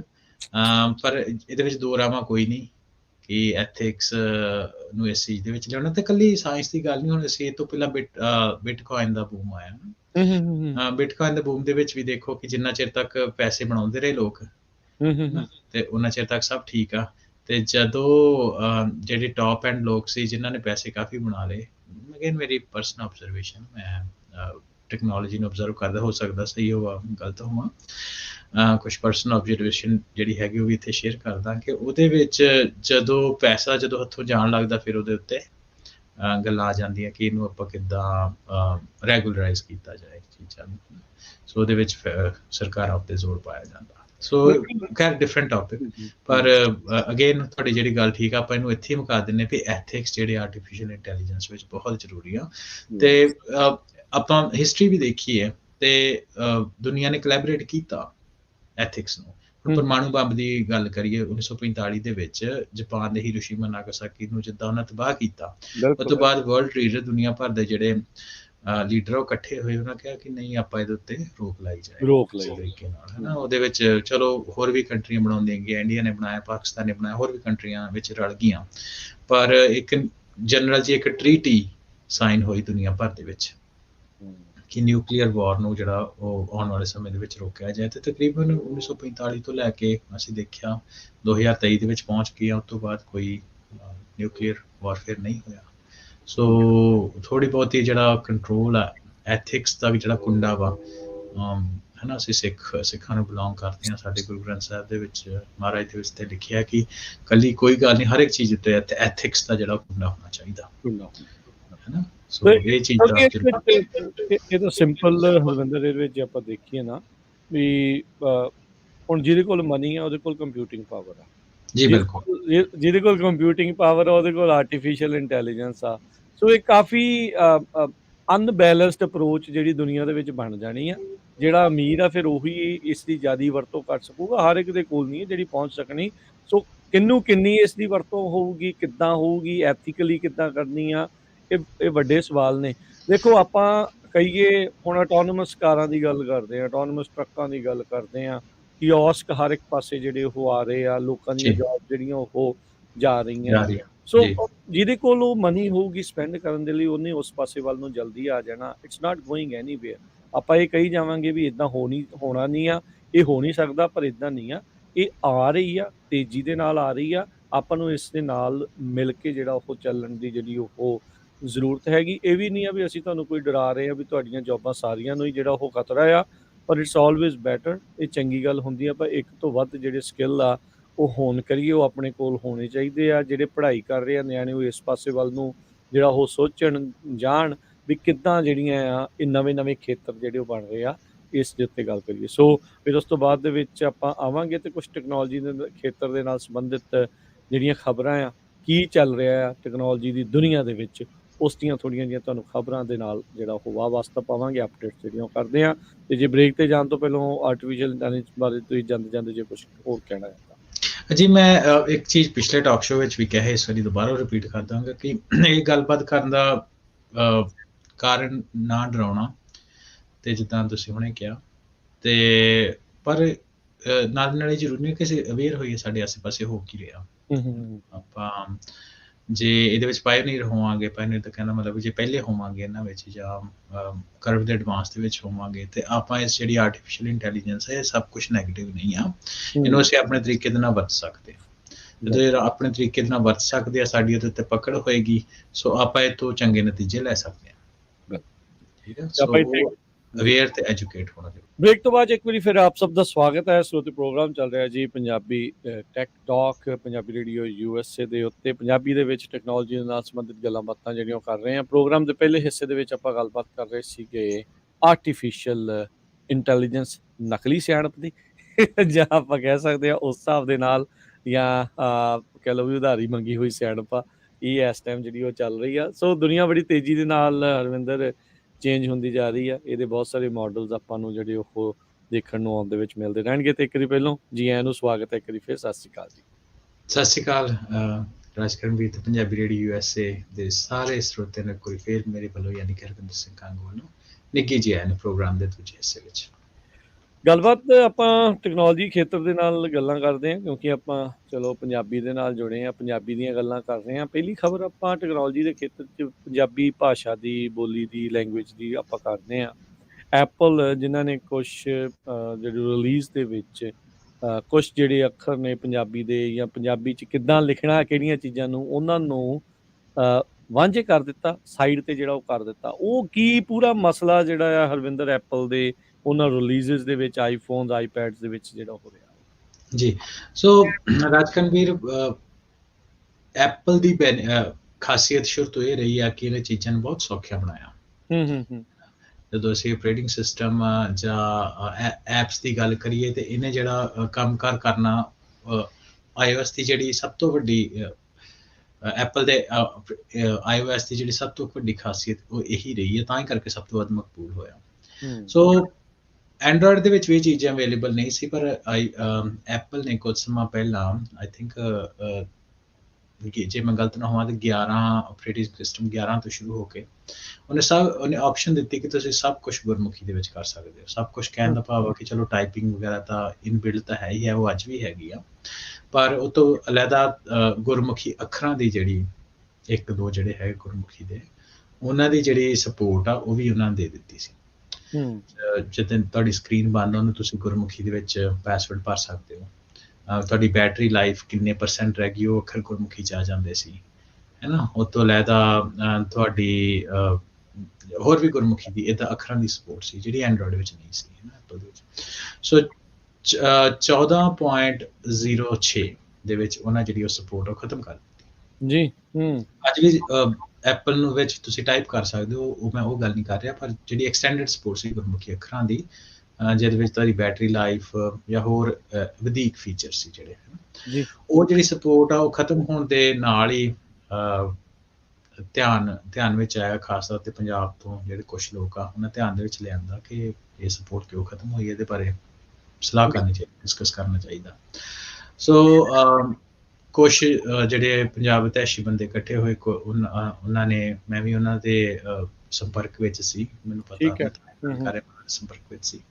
ਸੋ ਉਹਨਾਂ ਇਹ ਜੀ ਗੱਲ ਕੁਛ ਆਪਣੇ ਸਿੰਘ ਐਪਲ ਦੇ ਵਿੱਚ ਕੰਮ ਕਰਦੇ ਉਹਨਾਂ ਤੱਕ ਪਹੁੰਚਾਈ। ਸੋ ਉਹਨਾਂ ਇਹ ਅੰਦਰੋਂ ਪਤਾ ਕੀਤਾ, ਉਹਨਾਂ ਆਪ ਵੀ ਪਤਾ ਕੀਤਾ, ਤੇ ਇਹ ਗੱਲ ਨਿਕਲ ਕੇ ਸਾਹਮਣੇ ਬਾਹਰ ਆਈ ਕਿ ਇਹ ਜਿਹੜੀ ਸਪੋਰਟ ਆ ਇਹ ਖਤਮ ਕਰਤੀ ਗਈ, ਖਤਮ ਸੱਚੀ ਕਰ ਦਿੱਤੀ ਗਈ ਆ। ਸੋ ਉਹਦਾ ਇੱਕ ਕਾਰਨ ਜਿਹੜਾ ਹੈਗਾ ਸੀ, ਰੀਜ਼ਨ ਕੀ ਦੱਸੇ ਹਰਵਿੰਦਰ ਉਹਨਾਂ ਨੇ? ਰੀਜ਼ਨ ਉਹੀ ਮੈਂ ਦੱਸ ਰਿਹਾ, ਜਿਹੜਾ ਉਹੀ ਮੈਂ ਸਾਡੇ ਸਾਰਿਆਂ ਦੇ ਲਈ ਧਿਆਨ ਕਰਨਯੋਗ, ਉਹ ਕਹਿੰਦੇ ਕਿ ਜਿਹੜੇ ਰੀਜਨ ਦੇ ਵਿੱਚ ਪੰਜਾਬੀ ਚੱਲਦੀ ਆ ਉਸ ਰੀਜਨ ਦੇ ਵਿੱਚ ਅੰਗਰੇਜ਼ੀ ਵੀ ਨਾਲ ਉਨੀ ਚੱਲਦੀ ਆ। ਸੋ ਪੰਜਾਬੀ ਦੀ ਸਪੋਰਟ ਕਰਨ ਦੇ ਲਈ ਸਾਡੀ ਪ੍ਰਾਇੋਰਟੀ ਨਹੀਂ ਹੈਗੀ ਉਸ ਏਰੀਏ ਦੇ ਵਿੱਚ। ਅੱਛਾ। ਸੋ ਇਹ ਤੋਂ ਮਤਲਬ ਕੀ ਇਹਦਾ ਨਿਕਲਦਾ, ਇਹਦਾ ਮਤਲਬ ਇਹ ਨਿਕਲਦਾ ਕਿ ਸਾਨੂੰ ਐਜ਼ ਅ ਪੰਜਾਬੀ ਸ਼ਾਇਦ ਅਸੀਂ ਪੰਜਾਬੀ ਦੀ ਵਰਤੋਂ ਟੈਕ ਦੇ ਵਿੱਚ ਉਨੀ ਨਹੀਂ ਕਰ ਸਕੇ ਜਿੰਨੀ ਚਾਹੀਦੀ। ਅਗੇਨ ਜਿੱਦਾਂ ਆਪਾਂ ਪਹਿਲੇ ਆਰਟੀਫਿਸ਼ੀਅਲ ਇੰਟੈਲੀਜੈਂਸ ਦੀ ਗੱਲ ਕਰਦੇ, ਗੱਲ ਸਾਰੀ ਡੇਟਾ ਦੀ ਹੁੰਦੀ ਆ, ਡੇਟਾ ਇਕੱਠਾ ਕਰਨਾ। ਸੋ ਉਹਨਾਂ ਡੇਟਾ ਤਾਂ ਉਹਨਾਂ ਕੋਲ ਹੈਗਾ ਕਿ ਕਿੰਨੇ ਲੋਕ ਪੰਜਾਬੀ ਵਰਤਦੇ ਆ ਤੇ ਉਹਨਾਂ ਦੇ ਲਈ ਕਿੰਨੀ ਜ਼ਰੂਰਤ ਆ ਆਪਣਾ ਬੇਸ ਬਣਾਉਣ ਦੇ ਲਈ। ਜੇ ਉਹ ਪੰਜਾਬੀ ਵਰਤਦੇ ਨਹੀਂ ਆ ਤਾਂ ਉਹਨਾਂ ਨੂੰ ਪੰਜਾਬੀ ਵਿੱਚ ਲਿਆਉਣ ਦੀ ਕੀ ਲੋੜ। ਅੱਜ ਵੀ ਜਿਹੜੀ ਮੇਨ ਲੈਂਗੁਏਜਸ ਆ ਜਿਹਦੇ ਵਿੱਚ ਤੁਸੀਂ ਪੂਰੇ ਦਾ ਪੂਰਾ ਆਪਰੇਟਿੰਗ ਸਿਸਟਮ ਕਰ ਸਕਦੇ, ਪੰਜਾਬੀ ਦੀ ਸਪੋਰਟ ਅੱਜ ਵੀ ਉਹਦੇ ਵਿੱਚ ਨਹੀਂ ਹੈਗੀ, ਜਦ ਕਿ ਪੰਜਾਬੀ ਦੁਨੀਆ ਦੀ 10ਵੀਂ ਸਭ ਤੋਂ ਵੱਧ ਬੋਲੀ ਜਾਣ ਵਾਲੀ ਭਾਸ਼ਾ। ਹੁਣ ਇਹ ਕਿੱਦਾਂ ਹੋ ਸਕਦਾ ਕਿ 36-37 ਹੋਰ ਭਾਸ਼ਾਵਾਂ ਜਾਂ 40 ਭਾਸ਼ਾਵਾਂ ਹੋਰ ਹੈਗੀਆਂ, ਪਰ ਪੰਜਾਬੀ ਜਿਹੜੀ ਕਿ ਦੁਨੀਆ ਭਰ ਦੇ ਵਿੱਚ 10ਵੇਂ ਨੰਬਰ ਤੇ ਬੋਲੇ ਜਾਣ ਵਾਲੀ ਭਾਸ਼ਾ ਉਹ ਇਹਦੇ ਚ ਨਾ ਹੋਵੇ। ਸੋ ਉਹਦੇ ਵਿੱਚ ਮੈਨੂੰ ਇਹ ਲੱਗਦਾ ਕਿ ਸਾਨੂੰ ਆਪਣੀ ਵੀ ਪੀੜ੍ਹੀ ਥੱਲੇ ਥੋੜੇ ਸੋਟਾ ਫੇਰਨ ਦੀ ਲੋੜ ਆ, ਵਰਤੀਏ ਜ਼ਿਆਦਾ ਭਾਈ। ਸੋ ਆਉਣ ਵਾਲੇ ਸਮੇਂ ਦੇ ਵਿੱਚ ਅਸੀਂ ਹੁਣ ਇਹ ਪਲਾਨ ਬਣਾ ਰਹੇ ਹਾਂ ਵੀ ਇਹਨੂੰ ਆਪਾਂ ਕਿੱਦਾਂ ਇੰਪਲੀਮੈਂਟ ਕਰੀਏ। ਸੋ ਸਟੇ ਟਿਊਨਡ, ਆਪਾਂ ਉਹਦੇ ਬਾਰੇ ਵੀ ਹੈ ਨਾ ਪੰਜਾਬੀ ਰੇਡੀਓ ਵਾਸਤੇ ਤੋਂ ਆਪਣੇ ਸਰੋਤਿਆਂ ਨੂੰ ਦੱਸਾਂਗੇ। ਇੱਕ ਚੀਜ਼ ਜਿਹੜੀ ਹੈ ਨਾ ਐਪਲ ਨੇ ਹੁਣ ਨਵੀਂ ਐਡ ਕਰਤੀ ਆ, ਦੇਖੋ ਇਹ ਹੈ ਤਾਂ ਆਪਣੀ ਸਾਰਿਆਂ ਦੀ ਕਮਜ਼ੋਰੀ ਵੀ ਜਿਹੜੇ ਗੁਰਮੁਖੀ ਦਾ ਉਹਨਾਂ ਨੇ ਕੀਬੋਰਡ ਦਿੱਤਾ ਆ, ਆਪਾਂ ਉਹਦੀ ਨਾ ਵਰਤੋਂ ਕਰਦੇ ਹੋਏ ਹੁਣ ਉਹਨਾਂ ਨੇ ਪੰਜਾਬੀ ਟਰਾਂਸਲਿਟਰੇਸ਼ਨ ਜਿਹੜੀ ਉਹ ਐਡ ਕਰਤੀ ਆ, ਜਿਹੜੀ ਇਹ ਨਵੀਂ ਉਹਦੇ ਵਿੱਚ ਆ ਵੀ ਜਿਹੜੀ ਰੋਮਨ ਪੰਜਾਬੀ ਜਿੱਦਾਂ ਆਪਾਂ ਲਿਖਦੇ ਹੀ ਆ, ਗੱਲ ਆਪਾਂ ਪੰਜਾਬੀ 'ਚ ਕਰਨਾ ਚਾਹੁੰਦੇ ਆ ਪਰ ਪੰਜਾਬੀ ਟਾਈਪ ਨਹੀਂ ਕਰਦੇ, ਆਪਾਂ ਅੰਗਰੇਜ਼ੀ ਦੇ ਵਿੱਚ ਲਿਖ ਦਿੰਦੇ। ਹੁਣ ਉਹਨਾਂ ਨੇ ਉਹ ਕੀਬੋਰਡ ਤਿਆਰ ਕੀਤਾ, ਤੁਸੀਂ ਲਿਖੋਗੇ ਅੰਗਰੇਜ਼ੀ 'ਚ ਪਰ ਜਿਹੜਾ ਤੁਹਾਨੂੰ ਮੂਹਰੇ ਆਪਸ਼ਨ ਆ ਜਾਊਗੀ ਵੀ ਆਹ ਪੰਜਾਬੀ ਦੇ ਅੱਖਰ ਆ, ਤੁਸੀਂ ਪੰਜਾਬੀ ਵਿੱਚ ਜਿਹੜਾ ਉਹ ਕਰ ਸਕਦੇ ਆ। ਐਟਲੀਸਟ ਤੁਸੀਂ ਉਹਨਾਂ ਅੱਖਰਾਂ ਦੇ ਨਾਲ ਜਾਣੂ ਹੋਵੋਗੇ। ਕੋਸ਼ਿਸ਼ ਤਾਂ ਇਹੀ ਕਰੀਏ ਵੀ ਆਪਾਂ ਪੰਜਾਬੀ ਕੀਬੋਰਡ ਦੀ ਵੱਧ ਤੋਂ ਵੱਧ ਵਰਤੋਂ ਜਿਹੜੀ ਉਹ ਹੋਵੇ। ਸੋ ਐਪਲ ਨੇ ਜਿਹੜੀ ਲੇਟੈਸਟ ਆਪਣੀ ਜਿਹੜੀ ਰਿਲੀਜ਼ ਆ iOS ਦੀ, ਉਹਦੇ ਵਿੱਚ ਆਈ ਥਿੰਕ 16.4 ਜਿਹੜੀ ਆ ਉਹਨਾਂ ਦੀ ਨਵੀਂ ਰਿਲੀਜ਼ ਆਈ ਆ, ਉਸ ਵਿੱਚ ਇਹਨਾਂ ਨੇ ਐਡ ਕੀਤਾ ਆ। ਸੋ ਜਿਨ੍ਹਾਂ ਨੇ ਅਜੇ ਤੱਕ ਅਪਡੇਟ ਨਹੀਂ ਕੀਤਾ ਤੇ ਉਹ ਆਪਣਾ ਅਪਡੇਟ ਕਰਕੇ ਦੇਖ ਕੇ ਜਿਹੜਾ ਉਹ ਇਸ ਨੂੰ ਕਰ ਲੈਣ। 16.4.1 ਉਸ ਦੇ ਵਿੱਚ ਉਹ ਹੈਗੀ ਆ, ਤੇ ਆਪਣੇ ਕੀਬੋਰਡ ਜਿਹੜੇ ਉਹ ਐਡ ਕਰ ਸਕਦੇ ਆ ਵੀ ਤੁਸੀਂ ਪੰਜਾਬੀ ਦੇ ਵਿੱਚ ਇੱਕ ਦੂਜੇ ਦੇ ਨਾਲ ਗੱਲ ਕਰੋ। ਕਿਹੜਾ ਇੱਕ ਦੂਜੇ ਨੂੰ ਸਮਝ ਨਹੀਂ ਆਉਂਦੀ, ਨਾਲੇ ਵਧੀਆ ਲੱਗਦਾ ਆ ਵੀ ਜਿੰਨੀ ਜ਼ਿਆਦਾ ਵਰਤਾਂਗੇ ਤੇ ਉਹ ਚੀਜ਼ ਆ। ਇਹ ਸੇਮ ਥਿੰਗ ਹੀ ਆ ਆਪਣੇ ਆਪਾਂ ਇੱਥੇ ਵੀ ਕਿੰਨਾ ਰੌਲਾ ਚੱਲਦਾ ਰਹਿੰਦਾ ਆ ਵੀ ਸਾਨੂੰ ਪੰਜਾਬੀ ਦੇ ਵਿੱਚ ਸਹੂਲਤਾਂ ਮਿਲਣੀਆਂ ਚਾਹੀਦੀਆਂ, ਛਪਿਆ ਹੋਣਾ ਚਾਹੀਦਾ ਆ, ਉਹਦੇ ਵਿੱਚ ਆਪਾਂ ਨੂੰ ਮਿਲੇ। ਉਹਦੇ ਨਾਲ ਹੀ ਹੁੰਦਾ ਜਦੋਂ ਨੰਬਰਸ ਹੋਣਗੇ, ਤੇ ਨੰਬਰਸ ਦੀ ਜਿਹੜੀ ਇਹ ਗੇਮ ਆ, ਜਿੰਨੀ ਜ਼ਿਆਦਾ ਆਪਾਂ ਵਰਤਾਂਗੇ ਉਹਨਾਂ ਵਧੀਆ ਜਿਹੜਾ ਉਸ ਦੇ ਵਿੱਚ ਨਾ। ਟਰਾਂਸਲਿਟਰੇਸ਼ਨ ਜਾਂਦੇ ਇਹ ਵੀ ਗੱਲ ਦੱਸੇ ਕਿ ਟਰਾਂਸਲਿਟਰੇਸ਼ਨ ਨਾ ਉਹਦੇ ਲਈ ਵੀ ਬਹੁਤ ਜ਼ਰੂਰੀ ਹੈ। ਕੁਛ ਮੈਂ ਹੁਣ ਜਿੱਦਾਂ ਇੱਥੇ ਖਾਲਸਾ ਸਕੂਲ ਦੇ ਵਿੱਚ ਵੀ ਫਰੀਮਾਉਂਟ ਦੇ ਵਿੱਚ ਇਨਵੋਲਵਡ ਆ, ਸੋ ਦੇਖਿਆ ਕਿ ਜਿਹੜੇ ਕਈ ਵਾਰ ਨਾ ਸੈਕਿੰਡ ਜਨਰੇਸ਼ਨ ਇੱਥੇ ਆਲਰੇਡੀ ਹੈਗੀ, ਪੇਰੈਂਟਸ ਨੂੰ ਵੀ ਪੰਜਾਬੀ ਨਹੀਂ ਆਉਂਦੀ। ਸੋ ਟਰਾਂਸਲਿਟਰੇਸ਼ਨ ਇੱਕ ਬੜਾ ਵਧੀਆ ਤਰੀਕਾ ਹੁੰਦਾ ਜਿਹਦੇ ਵਿੱਚ ਤੁਸੀਂ ਲੇਖ ਨੂੰ ਅੰਗਰੇਜ਼ੀ 'ਚ ਲੈਂਦੇ ਹੋ, ਜਿੱਦਾਂ ਅੱਖਰ ਬੋਲਦੇ ਅੰਗਰੇਜ਼ੀ ਹੈ ਨਾ, ਉਹ ਜਦੋਂ ਤੁਸੀਂ ਸਪੇਸ ਨਾਪਦੇ ਜਾਂ ਐਂਟਰ ਨਾਪਦੇ ਹੋ ਤਾਂ ਉਹ ਅੰਗਰੇਜ਼ੀ ਪੰਜਾਬੀ 'ਚ ਲਿਖਿਆ ਆ ਜਾਂਦਾ। ਸੋ ਇੱਕ ਪਹਿਲੀ ਪੌੜੀ ਹੁੰਦੀ ਆ ਗੁਰਮੁਖੀ ਨੂੰ ਲਰਨ ਕਰਨ ਦੀ, ਸਿੱਖਣ ਦੀ। ਸੋ ਟਰਾਂਸਲਿਟਰੇਸ਼ਨ ਵਧੀਆ ਚੀਜ਼ ਆ ਜੇ ਤੁਸੀਂ ਨਹੀਂ ਤੁਹਾਨੂੰ ਪੰਜਾਬੀ ਆਉਂਦੀ ਤੇ। ਬਿਲਕੁਲ। ਤੇ ਹੋਰ ਹਰਵਿੰਦਰ ਕੀ ਟੈਕਨੋਲੋਜੀ ਦੇ ਖੇਤਰ ਦੇ ਵਿੱਚ ਨਵਾਂ? ਸੋ ਅਸੀਂ ਐਪਲ ਦੀ ਗੱਲ ਕਰਦੇ ਹਾਂ ਤੇ ਐਪਲ ਜਿਹੜੇ ਆ ਉਹਦੇ ਵਿੱਚ ਅਸੀਂ ਦੱਸਦੇ ਜਾਈਏ ਕਿ ਆਉਣ ਵਾਲੇ ਟਾਈਮ ਦੇ ਵਿੱਚ ਜਿਹੜੀ ਰੂਮਰਸ ਆ ਨਾ। ਸੋ ਹੂੰ, ਐਪਲ ਇੱਕ ਨੋਟੋਰੀਅਸ ਏਦਾਂ ਦੀ ਕੰਪਨੀ ਆ, ਉਹ ਰੂਮਰਸ ਪਹਿਲਾਂ ਕੱਢ ਦਿੰਦੀ ਤੇ ਹਾਈਪ ਬਣ ਜਾਂਦੀ ਹੈ ਨਾ, ਕਿਸੇ ਨਾ ਹਾਂਜੀ, ਕਿਸੇ ਤਰੀਕੇ 'ਚ ਆਪ ਕੱਢ ਦਿੰਦੀ ਜਦ ਆ ਜਾਂਦੇ ਆ। ਸੋ ਹੂੰ, ਰੂਮਰਸ ਇਹ ਚੱਲ ਰਿਹਾ ਕਿ ਜਿਹੜੇ ਆਉਣ ਵਾਲੇ ਟਾਈਮ ਦੇ ਵਿੱਚ ਛੇਤੀ ਹੀ ਐਪਲ ਜਿਹੜੀ ਆ ਉਹ ਬੜੇ ਵੱਖਰੇ ਤਰ੍ਹਾਂ ਦੀਆਂ ਜਿਹੜੀਆਂ ਮੈਕਬੁੱਕਸ ਆ ਉਹ ਸਾਹਮਣੇ ਲਿਆ ਰਹੀ ਆ, ਅੱਛਾ, ਨਵੀਆਂ ਮੈਕਬੁੱਕਸ ਨਵੇਂ ਹੈ ਨਾ। ਢੰਗ ਦੀਆਂ ਹੁਣ ਤੱਕ ਆਈ ਥਿੰਕ ਉਹਦੀ ਥੋੜ੍ਹੀਆਂ ਵੇਰੀਏਸ਼ਨ ਆ, ਇੱਕ ਪ੍ਰੋ ਆ, ਇੱਕ ਏਅਰ ਆ, ਜਾਂ ਉਹਦੇ ਵਿੱਚ ਵੀ ਥੋੜ੍ਹੀ ਵੇਰੀਏਸ਼ਨ ਕੰਪਿਊਟ ਪਾਵਰ ਦੇ ਅਨੁਸਾਰ ਹੈਗੀ ਆ। ਪਰ ਇਹ ਕਹਿ ਰਿਹਾ, ਇਹ ਮੰਨਿਆ ਜਾ ਰਿਹਾ ਕਿ ਛੇਤੀ ਹੀ ਉਹ ਨਵੀਆਂ ਜਿਹੜੀਆਂ ਵੱਖ-ਵੱਖ ਤਰੀਕੇ ਦੀਆਂ ਮੈਕਬੁੱਕਸ ਆ ਉਹਨਾਂ ਨੂੰ ਲਾਂਚ ਕਰ ਰਹੀ ਆ। ਪਰ ਹੂੰ, ਜਿੱਦਾਂ ਐਕਸਪੈਕਟ ਕੀਤਾ ਜਾ ਰਿਹਾ ਸੀ ਕਿ ਹਾਈ ਪ੍ਰੋਸੈਸਿੰਗ ਪਾਵਰ ਵਾਲੇ M3 ਪ੍ਰੋਸੈਸਰ ਉਹਦੇ 'ਚ ਹੋਣਗੇ, ਉਹ ਭਾਵੇਂ ਨਾ ਹੋਣ, ਇਹ ਮੰਨਿਆ ਜਾ ਰਿਹਾ। ਪਰ ਵੱਖ-ਵੱਖ ਵੇਰੀਏਸ਼ਨ ਜਿਹੜੀ ਮੈਕਬੁੱਕਸ ਦੇ ਸਾਡੇ ਸਾਹਮਣੇ ਆ ਜਾਣਗੀਆਂ ਛੇਤੀ ਹੀ ਐਪਲ ਤੋਂ। ਬਿਲਕੁਲ ਤੇ ਕਿਉਂਕਿ ਹਾਂਜੀ, ਜੀ, ਜੀ, ਹਾਂਜੀ ਕਰੋ। ਉਹਦਾ ਇਹ ਕਾਰਨ ਹੈ ਕਿ ਹੁਣ ਦੇਖ ਗਲੋਬਲ ਸਲੋ ਡਾਊਨ ਹੈਗਾ ਹੈ ਨਾ ਬਿਜ਼ਨਸ ਹੂੰ, ਦਾ। ਹੂੰ, ਹੂੰ, ਸੋ ਹਾਂ, ਕੰਪਨੀਆਂ ਵੱਖ-ਵੱਖ ਤਰੀਕੇ ਲੱਭ ਰਹੀਆਂ ਕਿ ਜਿਹੜੀ ਫੀਲਡ ਸੈਚੂਰੇਟ ਅਜੇ ਨਹੀਂ ਹੋਈ ਉਹਦੇ ਤੋਂ ਅਸੀਂ ਕਿੱਦਾਂ ਹੋਰ ਪੈਸਾ ਕਮਾ ਸਕਦੇ। ਸੋ ਇਹ ਉਸ ਕਾਰਨ ਕਰਕੇ ਹੋ ਸਕਦੀ ਹੈ। ਹੂੰ, ਨਹੀਂ ਜੀ, ਬਿਲਕੁਲ ਜੀ। ਸੋ ਇਹ ਕਾਫੀ ਕੁਛ ਜਿਹੜਾ ਇਸ ਟਾਈਮ ਚੱਲਦਾ ਜਿਹੜਾ ਉਹ ਜਾ ਰਿਹਾ ਹੈਗਾ। ਸਾਈਡ ਲੋਡਿੰਗ ਐਪਸ, ਇਹ ਜਿਹੜੇ iOS 17 ਕਹਿੰਦੇ ਆਉਣਾ ਆ, ਇਹ ਵੀ ਰਿਊਮਰਡ ਆ ਵੀ ਉਹ ਉਸ ਨੂੰ ਜਿਹੜਾ ਉਹ ਐਡ ਕਰ ਰਹੇ ਆ। ਬਹੁਤ ਵਾਰੀ ਕੀ ਹੁੰਦਾ ਹੈ ਵੀ ਐਂਡਰੋਇਡ ਤੇ ਐਪਲ ਦੀ ਇਹੀ ਚੀਜ਼ ਜਿਹੜੀ ਉਹ ਚੱਲਦੀ ਰਹਿੰਦੀ। ਐਂਡਰੋਇਡ ਫੀਚਰ ਪਹਿਲਾਂ ਲੈ ਆਉਂਦਾ ਆ, ਐਪਲ ਵਾਲੇ ਬਾਅਦ 'ਚ ਲੈ ਕੇ ਆਉਂਦੇ ਆ, ਪਰ ਉਸ ਦੇ ਉੱਤੇ ਇਹ ਟੈਗ ਲਾ ਕੇ ਨਾਲ ਵੇਚਦੇ ਆ ਵੀ ਅਸੀਂ ਜੀ ਬਹੁਤ ਵਧੀਆ ਟੈਸਟਿੰਗ ਕੀਤੀ ਆ, ਲੋਕਾਂ ਦੀ ਬੜੀ ਈਜ਼ੀ ਵਰਤੋਂ ਦੇ ਲਈ ਕਰਦੇ ਆ, ਤੇ ਫਿਰ ਉਦੋਂ ਹੁੰਦਾ ਆ। ਇਵੈਂਚੁਅਲੀ ਇਹ ਦੇਖਿਆ ਗਿਆ ਆ ਹਰਵਿੰਦਰ, ਕਿਉਂਕਿ iOS ਦਾ ਬੇਸ ਹੀ ਇੰਨਾ ਜ਼ਿਆਦਾ ਆ, ਉਹਨਾਂ ਦਾ ਮਾਰਕੀਟ ਸ਼ੇਅਰ ਇੰਨਾ ਕੁ ਜ਼ਿਆਦਾ ਆ। ਜਦੋਂ ਉਹੀ ਫੀਚਰ ਉੱਥੇ ਆਉਂਦਾ, ਚਰਚਾ ਉਹਦੀ ਉਦੋਂ ਜ਼ਿਆਦਾ ਜਿਹੜੀ ਉਹ ਚੱਲਦੀ ਆ, ਜਦ ਕਿ ਉਹ ਫੀਚਰ ਕਈ ਵਾਰੀ ਪੁਰਾਣਾ ਹੀ ਹੁੰਦਾ ਆ। ਐਂਡਰੋਇਡ ਦੇ ਵਿੱਚ ਪਹਿਲਾਂ ਹੀ ਜਿਹੜੇ ਉਹ ਆ ਚੁੱਕੇ ਹੁੰਦੇ ਆ। ਸੋ ਇਹ ਸਾਈਡ ਲੋਡਿੰਗ ਐਪਸ ਜਿਹੜੀਆਂ ਆ ਉਹ ਇਸ ਦੇ ਵਿੱਚ ਆਈਫੋਨ ਦੇ ਵਿੱਚ ਕਹਿੰਦੇ ਵੀ iOS 17 ਦੇ ਵਿੱਚ ਆਉਣ ਜਾ ਰਹੀਆਂ ਹੈਗੀਆਂ। ਜਲਦੀ ਆਈ ਥਿੰਕ ਇਹਨਾਂ ਨੇ ਆਪਣਾ ਪੇਸ਼ ਕਰਨਾ ਹੈ। ਜਦੋਂ ਦੱਸਦੇ ਹੁੰਦੇ ਵੀ ਨਵੇਂ-ਨਵੇਂ ਪ੍ਰੋਡਕਟ ਕਿਹੜੇ ਆ, ਕਿੱਦਾਂ ਆ, ਕਿਵੇਂ ਆ, ਸੋ ਉਸ ਦੇ ਵਿੱਚ ਆ ਰਿਹਾ। ਉਧਰ ਗੂਗਲ ਪਿਕਸਲ ਫੋਲਡ ਤੇ ਗੂਗਲ ਪਿਕਸਲ 7 ਨੇ, ਜੇ ਐਂਡਰੋਇਡ ਦੀ ਗੱਲ ਕਰਦੇ ਜਾਈਏ, ਇਹਨਾਂ ਵੀ ਵਿਚਾਰਿਆਂ ਦੇ ਲੀਕ ਸਭ ਤੋਂ ਜ਼ਿਆਦਾ ਹੁੰਦੇ ਆ। ਤੇ ਪਰ ਇਹ ਆ ਵੀ ਇਹਨਾਂ ਦੇ ਕੋਲ ਹੁਣ ਜਿੱਦਾਂ ਆਪਾਂ AI ਦੀ ਗੱਲ ਕਰਕੇ ਹਟੇ ਆ, ਕੰਪਿਊਟਿੰਗ ਪਾਵਰਸ ਉਹ ਬਹੁਤ ਜ਼ਿਆਦਾ ਹੈ, ਡਾਟਾ ਬਹੁਤ ਆ। ਉਸ ਦੇ ਨਾਲ ਇਸ ਮਾਰਕੀਟ ਦੇ ਵਿੱਚ ਆਪਣਾ ਸ਼ੇਅਰ ਵਧਾਉਣ ਦੀ ਕੋਸ਼ਿਸ਼ ਕਰ ਰਹੇ ਆ। ਕਹਿੰਦੇ ਵੀ ਜਲਦ ਹੀ ਮਈ ਮਹੀਨੇ ਦੇ ਵਿੱਚ ਗੂਗਲ ਪਿਕਸਲ ਦੇ ਨਵੇਂ ਫੋਨਸ ਤੇ ਜਿਹੜੇ ਇਹ ਟੈਬਸ ਆ ਜਾਂ ਫੋਲਡੇਬਲ ਫੋਨਸ ਆ ਉਹ ਲਾਂਚ ਹੋਣ ਜਾ ਰਹੇ ਜੀ, ਜੀ। ਜੀ। ਸੋ ਆਪਾਂ ਨਾਲ ਦੇ ਨਾਲ ਗੱਲ ਕਰਦੇ ਜਾਈਏ, ਤੇ ਜਿੱਦਾਂ ਆਪਾਂ ਪਹਿਲਾਂ ਗੱਲ ਕੀਤੀ ਸੀ ਕਿ ਗਲੋਬਲ ਸਲੋ ਡਾਊਨ ਦੇ ਵਿੱਚ ਕੰਪਨੀਆਂ ਵੱਖ-ਵੱਖ ਤਰੀਕੇ ਜਿਹੜੇ ਲੱਭਦੀਆਂ ਪਈਆਂ ਕਿ ਅਸੀਂ ਰੈਵਨਿਊ ਜਨਰੇਟ ਕਿੱਦਾਂ ਕੀਤਾ ਜਾਏ। ਸੋ ਸਾਨੂੰ ਇਹ ਪਤਾ ਕਿ ਜਿਹੜੇ ਮਾਈਕਰੋਸਾਫਟ ਆਪਰੇਟਿੰਗ ਸਿਸਟਮ ਨੂੰ ਪ੍ਰੋਵਾਈਡ ਕਰਨ ਵਾਲੀ ਵੱਡੀ ਕੰਪਨੀ, ਅੱਜ ਵੀ ਵੱਡੇ ਪੱਧਰ ਦੇ ਉੱਤੇ ਵਿੰਡੋਜ਼ ਦੀ ਵਰਤੋਂ ਕੀਤੀ ਜਾਂਦੀ ਆ। ਸੋ ਉਹਨਾਂ ਥੋੜਾ ਜਿਹਾ ਐਕਸਪੈਰੀਮੈਂਟ ਰਨ ਕੀਤਾ ਸੀ ਵਿੰਡੋਜ਼ 11 ਦੇ ਵਿੱਚ ਕਿ ਜਿਹੜੀਆਂ ਐਡਵਰਟਾਈਜ਼ਮੈਂਟ ਆ ਆਪਰੇਟਿੰਗ ਸਿਸਟਮ ਦੇ ਵਿੱਚ ਅਸੀਂ ਉਹਨੂੰ ਕਿਸ ਤਰੀਕੇ ਨਾਲ ਉਹਦੀ ਜਿਹੜੀ ਜਗ੍ਹਾ ਦਿੱਤੀ ਜਾਏ। ਸੋ ਜਿਹੜੀਆਂ ਹੁਣ ਐਡਾਂ ਹੈਗੀਆਂ, ਉਹ ਆਮ ਤੌਰ ਦੇ ਉੱਤੇ ਅਸੀਂ ਜੇ ਤੁਸੀਂ ਆਨਲਾਈਨ ਜਾਂਦੇ ਹੋ, ਫੇਸਬੁੱਕ ਦੇ ਉੱਤੇ ਜਾਂਦੇ ਹੋ ਜਾਂ ਕੋਈ ਗੂਗਲ ਸਰਚ ਕਰਦੇ, ਐਡਾਂ ਤੁਹਾਨੂੰ ਉੱਥੇ ਲੱਭਦੀਆਂ।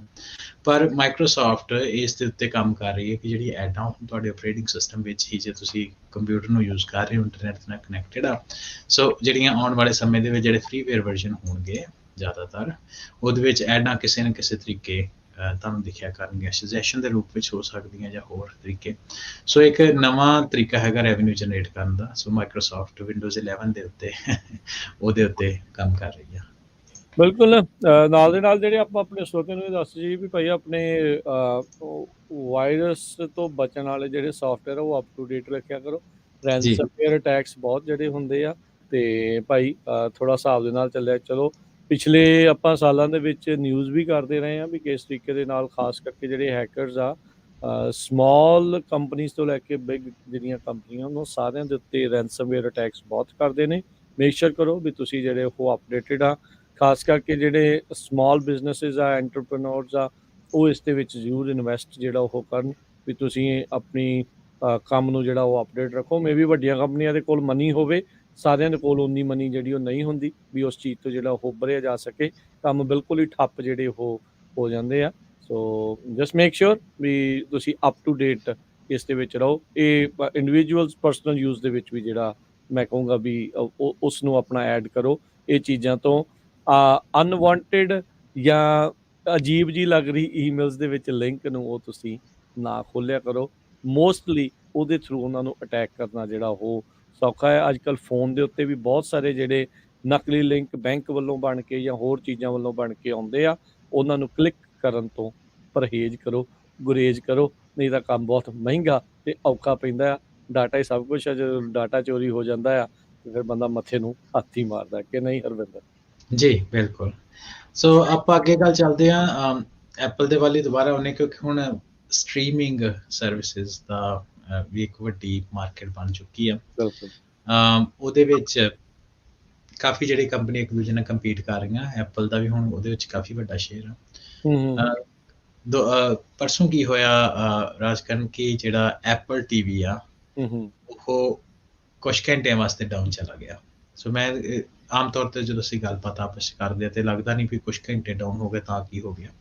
ਜਦੋਂ ਐਡੀ ਵੱਡੀ ਕੰਪਨੀ ਹੈਗੀਆਂ, ਖਾਸ ਤੌਰ ਤੇ ਸਟ੍ਰੀਮਿੰਗ ਦੇ ਵਿੱਚ, ਜਿਹੜਾ ਉਹਨਾਂ ਦਾ ਧਿਆਨ ਹੁੰਦਾ ਉਹ ਇਸ ਪਾਸੇ ਹੁੰਦਾ ਕਿ ਜਿਹੜਾ ਸਾਡਾ ਡਾਊਨ ਟਾਈਮ ਆ 0 ਹੋਵੇ। ਬਿਲਕੁਲ। ਸੋ ਉਹਨਾਂ ਦੀ ਕਿਉਂਕਿ ਜਦੋਂ ਇੱਕ ਵਾਰੀ ਟੁੱਟ ਗਿਆ, ਮੰਨ ਲਓ ਕਿ ਹਜ਼ਾਰਾਂ ਲੋਕੀ ਜਿਹੜੇ ਉਹ ਕੋਸ਼ਿਸ਼ ਕਰ ਰਹੇ ਆ ਟ੍ਰਾਇਲ ਦੇ ਤੌਰ ਦੇ ਉੱਤੇ ਕੋਈ ਚੀਜ਼ ਵਰਤਣ ਦੇ ਲਈ, ਜਦੋਂ ਉਸ ਟਾਈਮ ਦੇ ਉੱਤੇ ਉਹਨੂੰ ਡਾਊਨ ਦੇਖਦੇ ਤੇ ਉਹਨਾਂ ਦਾ ਜਿਹੜਾ ਮਨ ਹੋ ਜਾਂਦਾ। ਸੋ ਹਜ਼ਾਰਾਂ ਜਿਹੜੇ ਕਸਟਮਰ ਹੋ ਸਕਦਾ, ਪੋਟੈਂਸ਼ੀਅਲ ਕਸਟਮਰ ਹੋ ਸਕਦਾ, ਉਹ ਤੁਹਾਡੇ ਨਾਲ ਨਾ ਜੁੜੇ। ਸੋ ਐਪਲ ਜਿਹੜਾ ਉਹ ਡਾਊਨ ਹੋ ਗਿਆ ਅਮਰੀਕਾ ਦੇ ਵਿੱਚ 2 ਘੰਟੇ ਦੇ ਲਈ, ਤੇ ਕਿੰਨੀ ਜ਼ਿਆਦਾ ਉਹਦੀ ਟਵਿੱਟਰ ਦੇ ਉੱਤੇ ਉਸ ਚੀਜ਼ ਦਾ ਰੌਲਾ ਪਿਆ। ਸੋ ਉਹਦੇ ਕਰਕੇ, ਪਰ ਚਲੋ ਓਵਰ ਦਾ ਟਾਈਮ ਫਿਰ ਉਹ ਅਪ ਹੋ ਗਿਆ ਥੋੜੇ ਟਾਈਮ ਦੇ ਲਈ। ਪਰ ਕਹਿਣ ਦਾ ਮਤਲਬ ਵੀ ਜਿਹੜੇ ਯੂਜ਼ਰ ਸੀ ਫਰੀਕ ਆਊਟ ਹੋਏ, ਪੈਨਿਕ ਹੋਏ। ਅੱਜ ਕੱਲ੍ਹ ਟਵਿੱਟਰ ਸਾਰਿਆਂ ਕੋਲ ਅਵੇਲੇਬਲ ਆ, ਸੋ ਕਈ ਉਹਨਾਂ ਦੇ ਮੀਮਸ ਵੀ ਬਣੇ ਇਹਨੂੰ ਡਾਊਨ ਕਰਨ ਦੇ ਲਈ। ਸੋ ਇਹਦੇ ਤੋਂ ਅਸੀਂ ਇਹ ਹਿਸਾਬ ਲਾ ਸਕਦੇ ਕਿ ਜਿਹੜੀ ਇਹ ਸਟ੍ਰੀਮਿੰਗ ਇੰਡਸਟਰੀ ਹੈ, ਇਹਦੇ ਉੱਤੇ ਲੋਕਾਂ ਦੀ ਡਿਪੈਂਡੈਂਸੀ ਕਿੰਨੀ ਜ਼ਿਆਦਾ ਹੋਈ ਹੈ। ਬਿਲਕੁਲ ਇਸੇ ਤਰੀਕੇ ਦੇ ਨਾਲ ਹਰਵਿੰਦਰ ਇਹ ਵੀ ਦੱਸ ਜਾਈਏ, ਨੈਟਫਲਿਕਸ ਇਹਨਾਂ ਨੇ ਨਾ ਰੀਸੈਂਟਲੀ ਇੱਕ ਰਿਐਲਿਟੀ ਸ਼ੋਅ ਸ਼ੁਰੂ ਕਰਨਾ ਸੀਗਾ, ਲਵ ਇਜ਼ ਬਲਾਈਂਡ ਕਰਕੇ। ਹਾਂਜੀ ਜੀ। ਉਹ ਵੀ ਡਾਊਨ ਹੋ ਗਏ ਕੱਲ ਵੀਕਐਂਡ ਦੇ ਉੱਤੇ। ਉਹਨਾਂ ਦੀਆਂ ਸਰਵਿਸਿਜ਼ ਜਿਹੜੀਆਂ ਬੰਦ ਹੋ ਗਈਆਂ। ਇਹਨਾਂ ਨੇ ਹੁਣ ਐਡਸ ਵਾਲੀ ਸਰਵਿਸ ਵੀ ਸ਼ੁਰੂ ਕਰਤੀ ਵੀ ਘੱਟ ਪੈਸੇ ਦਿਓ ਪਰ ਐਡਸ ਜਿਹੜੇ ਉਹਦੇ ਵਿੱਚ ਤੁਹਾਨੂੰ ਦਿਖਾਵਾਂਗੇ। ਉੱਦਾਂ ਜਿਹੜੇ ਪ੍ਰੀਮੀਅਮ ਸਰਵਿਸਿਜ਼ ਆ ਉਹ ਲਗਾਤਾਰ ਉਹਦੇ ਪ੍ਰਾਈਸਿਸ ਜਿਹੜੇ ਉਹ ਵਧਾਈ ਜਾ ਰਹੇ ਆ। ਲੋਕੀ ਜਿਹੜੇ ਆ ਇਹ ਸਟ੍ਰੀਮਿੰਗ ਸਰਵਿਸਿਜ਼ ਤੋਂ ਬਹੁਤ ਜ਼ਿਆਦਾ ਪਰੇਸ਼ਾਨ ਆ, ਕਿਉਂਕਿ ਜ਼ਮਾਨਾ ਜਿਹੜਾ ਕੇਬਲ ਨਿਊਜ਼ ਕੇਬਲ ਨੈਟਵਰਕ ਵਾਲਾ ਫੇਰ ਆ ਰਿਹਾ ਆ। ਹਰ ਇੱਕ ਨੇ ਜਿਹੜਾ ਡਿਜੀਟਲ ਕ੍ਰੀਏਟਰ ਆ ਉਹ ਹਰ ਇੱਕ ਨੇ ਆਪੋ ਆਪਣੀ ਜਿਹੜੀ ਸਟ੍ਰੀਮਿੰਗ ਸਰਵਿਸ ਜਿਹੜੀ ਉਹ ਐਡ ਕਰਤੀ ਆ। ਲੋਕ ਇਸ ਗੱਲੋਂ ਪਰੇਸ਼ਾਨ ਆ, ਪਰ ਨੈਟਫਲਿਕਸ ਨੂੰ ਕਾਫੀ ਜਿਹੜਾ ਆ ਹਜ਼ਾਰਾਂ ਹੀ ਲੋਕਾਂ ਨੇ ਇਸ ਗੱਲੋਂ ਜਿਹੜਾ ਉਹ ਕਿਹਾ ਵੀ ਭਾਈ ਤੁਸੀਂ ਲਾਈਵ ਟੈਲੀਵਿਜ਼ਨ ਜਿਹੜਾ ਸ਼ੁਰੂ ਕਰਨ ਬਾਰੇ ਸੋਚਦੇ ਸੀਗੇ, ਪਰ ਭੱਠਾ ਜਿਹੜਾ ਉਹ ਤੁਹਾਡਾ ਇੱਕੋ ਟਾਈਮ ਦੇ ਉੱਤੇ ਉਹ ਬਹਿ ਗਿਆ। ਉਹ ਕਹਿੰਦੇ 10,000 ਤੋਂ ਵੱਧ ਜਿਹੜੇ ਯੂਜ਼ਰਸ ਆ ਉਹਨਾਂ ਨੇ ਰਿਪੋਰਟ ਕੀਤੇ ਸੀ ਇਸ਼ੂ ਲਾਈਵ ਸਟ੍ਰੀਮ ਨੂੰ ਲੈ ਕੇ, ਵੀ ਉਹਨਾਂ ਦੀ ਉਹ ਚੱਲਦੀ ਨਹੀਂ ਆ। ਸੋ ਇਹ ਚੀਜ਼ ਵੀ ਜਿਹੜੀ ਉਹ ਚੱਲ ਰਹੀ ਹੈ। ਦੇਖੋ ਟੈਕਨੋਲੋਜੀ ਦੇ ਖੇਤਰ 'ਚ ਇਹਦਾ ਕੰਪਨੀਆਂ ਬਹੁਤ ਉੱਤੇ ਨੇ, ਪਰ ਇਹ ਚੀਜ਼ਾਂ ਜਿਹੜੀਆਂ ਇਹਨਾਂ ਨੂੰ ਦੇਖਣੀਆਂ। ਤੁਸੀਂ ਐਪਲ ਦੀ ਦੱਸੀ ਆ, ਨੈਟਫਲਿਕਸ ਦੀ ਨਾਲ ਦੇ ਨਾਲ ਇਹ ਸਾਰਾ ਕੁਛ ਹੋਇਆ ਹੈਗਾ ਆ। ਤੇ ਹਰਵਿੰਦਰ ਕੀ ਹੋਊਗਾ, ਤੁਹਾਨੂੰ ਲੱਗਦਾ ਪਾਇਰੇਸੀ ਇਜ਼ ਕਮਿੰਗ ਬੈਕ? ਇਦਾਂ ਲੱਗਦਾ ਜਿੰਨੀਆਂ ਸਟ੍ਰੀਮਿੰਗ ਸਰਵਿਸਿਜ਼ ਆਈ ਜਾ ਰਹੀਆਂ ਪਾਇਰੇਸੀ ਤੇ ਮੈਨੂੰ ਲੱਗਦਾ ਕਿ ਆਉਣ ਵਾਲੇ ਸਮੇਂ ਦੇ ਵਿੱਚ ਘਟੇਗੀ, ਕਿਉਂਕਿ ਕੰਟੈਂਟ ਅੱਜ ਕੱਲ੍ਹ ਬਹੁਤ ਜ਼ਰੂਰੀ ਹੋ ਗਿਆ। ਕੰਟੈਂਟ ਜਿਹੜਾ ਕ੍ਰੀਏਟ ਕਰਨਾ ਬਹੁਤ ਮਹਿੰਗਾ ਕੰਮ ਆ। ਪੁਰਾਣੇ ਸਮੇਂ ਦੇ ਵਿੱਚ ਇੰਨਾ, ਕਿਉਂਕਿ ਇੰਟਰਨੈਟ ਵਾਸ ਵਾਈਡ ਓਪਨ, ਪੁਰਾਣੇ ਸਮੇਂ ਦੇ ਵਿੱਚ ਉਹਦੀ ਜਿਹੜੀ ਸਰਵੇਲੈਂਸ ਦਾ ਐਡਾ ਇਨਫਰਾਸਟਰਕਚਰ ਨਹੀਂ ਸੀ। ਉਹਦੇ ਟਾਈਮ ਸਰਵੇਲੈਂਸ ਇਨਫਰਾਸਟਰਕਚਰ ਕਾਫੀ ਆ ਗਿਆ। ਪਹਿਲਾਂ ਕਾਫੀ ਸਾਨੂੰ ਵੈਬਸਾਈਟਸ ਮਿਲ ਜਾਂਦੀ ਜਿਹਦੇ ਤੁਸੀਂ ਪਾਇਰੇਟਡ ਚੀਜ਼ਾਂ ਦੇਖ ਸਕਦੇ, ਡਾਊਨਲੋਡ ਕਰ ਸਕਦੇ ਹੋ। ਅੱਜ ਕੱਲ੍ਹ ਉਹ ਜ਼ਿਆਦਾ ਸਮੇਂ ਦੇ ਲਈ ਲਿੰਕ ਰਹਿੰਦੇ ਨਹੀਂ ਆ। ਸੋ ਮੈਨੂੰ ਲੱਗਦਾ ਕਿ ਪਾਇਰੇਸੀ ਕਿਸੇ ਨਾ ਕਿਸੇ ਤਰੀਕੇ ਦਾ ਚੱਲਦੀ ਰਹਿਣੀ, ਕਿਉਂਕਿ ਜਿੰਨਾ ਕੰਪਨੀ ਸਮਾਰਟ ਹੋਈ ਜਾਂਦੀਆਂ, ਜਿਹੜੇ ਉਹਨੂੰ ਚੋਰੀ ਕਰਨ ਵਾਲੇ ਉਹ ਤੋਂ ਸਮਾਰਟ ਹੁੰਦੇ ਆ। ਪਰ ਓਵਰ ਦਾ ਟਾਈਮ ਜਿਹੜਾ ਮੈਨੂੰ ਲੱਗਦਾ ਕਿ ਜਿੰਨੀ ਪਹਿਲਾਂ ਫ੍ਰੀ ਫॉर ਆਲ ਸੀ, ਉਹ ਕੰਮ ਸ਼ਾਇਦ ਨਾ ਰਹੇ, ਘਟੇਗੀ। ਜੀ ਸੋ ਗੱਲਾਂ ਕਰੀਏ ਜੀ ਸਮਾਪਤ। ਜੀ ਅੱਜ ਦੀ ਆਪਾਂ ਸਮਾਪਤੀ ਕਰਦੇ ਹਾਂ। ਸੋ ਮੈਨੂੰ ਲੱਗਦਾ ਕਿ ਅੱਜ ਦੇ ਜਿਹੜਾ ਸੀ ਆਰਟੀਫਿਸ਼ੀਅਲ ਇੰਟੈਲੀਜੈਂਸ ਹੈ, ਇਹਦਾ ਇੱਕ ਹਿੱਸਾ ਚੈਟ GPT ਉਹ ਵੀ ਜ਼ਰੂਰੀ ਆ। ਡੈਡੀਕੇਟਡ ਗੱਲਬਾਤ ਵੀ ਕਰਾਂਗੇ ਸ਼ੋਅ ਦੇ ਉੱਤੇ ਕਿ ਚੈਟ GPT ਨੇ ਕਿੱਦਾਂ ਡਿਸਟਰਪਸ਼ਨ ਕੀਤੀ ਆਉਣ ਵਾਲੇ ਟਾਈਮ। ਥੋੜ੍ਹਾ ਜਿਹਾ ਅਸੀਂ ਟੱਚ ਵੀ ਕੀਤਾ, ਪਰ ਆਪਾਂ ਉਹਦੇ ਡਿਟੇਲ ਵੀ ਜਾਵਾਂਗੇ ਤੇ ਇਹਨੂੰ ਆਪਾਂ ਆਪਣੇ ਹੱਕ ਦੇ ਵਿੱਚ ਕਿੱਦਾਂ ਵਰਤ ਸਕਦੇ। ਤੇ ਖਾਸ ਤੌਰ ਤੇ ਇੱਕ ਸੈਕਸ਼ਨ ਵਿੱਚ ਰਾਜਕਰਨ ਅਸੀਂ ਗੱਲ ਇਹ ਕਰਾਂਗੇ ਆਪਣੇ ਰੇਡੀਓ ਦੇ ਸਰੋਤਿਆਂ ਦੇ ਲਈ ਕਿ ਬੱਚੇ ਚੈਟ GPT ਤੋਂ ਕਿੱਦਾਂ ਲਾਹਾ ਲੈ ਸਕਦੇ। ਜੀ ਬਿਲਕੁਲ, ਤੇ ਮਿਲਦੇ ਹਾਂ ਜੀ ਫਿਰ ਆਪਾਂ ਅਗਲੀ ਵਾਰ। ਮਿਹਰਬਾਨੀ ਹਰਵਿੰਦਰ ਸਿੰਘ। ਅਗਲੀ ਵਾਰ ਤੱਕ ਲਈ ਥੈਂਕ ਯੂ ਰਾਜਕਰਨਵੀਰ।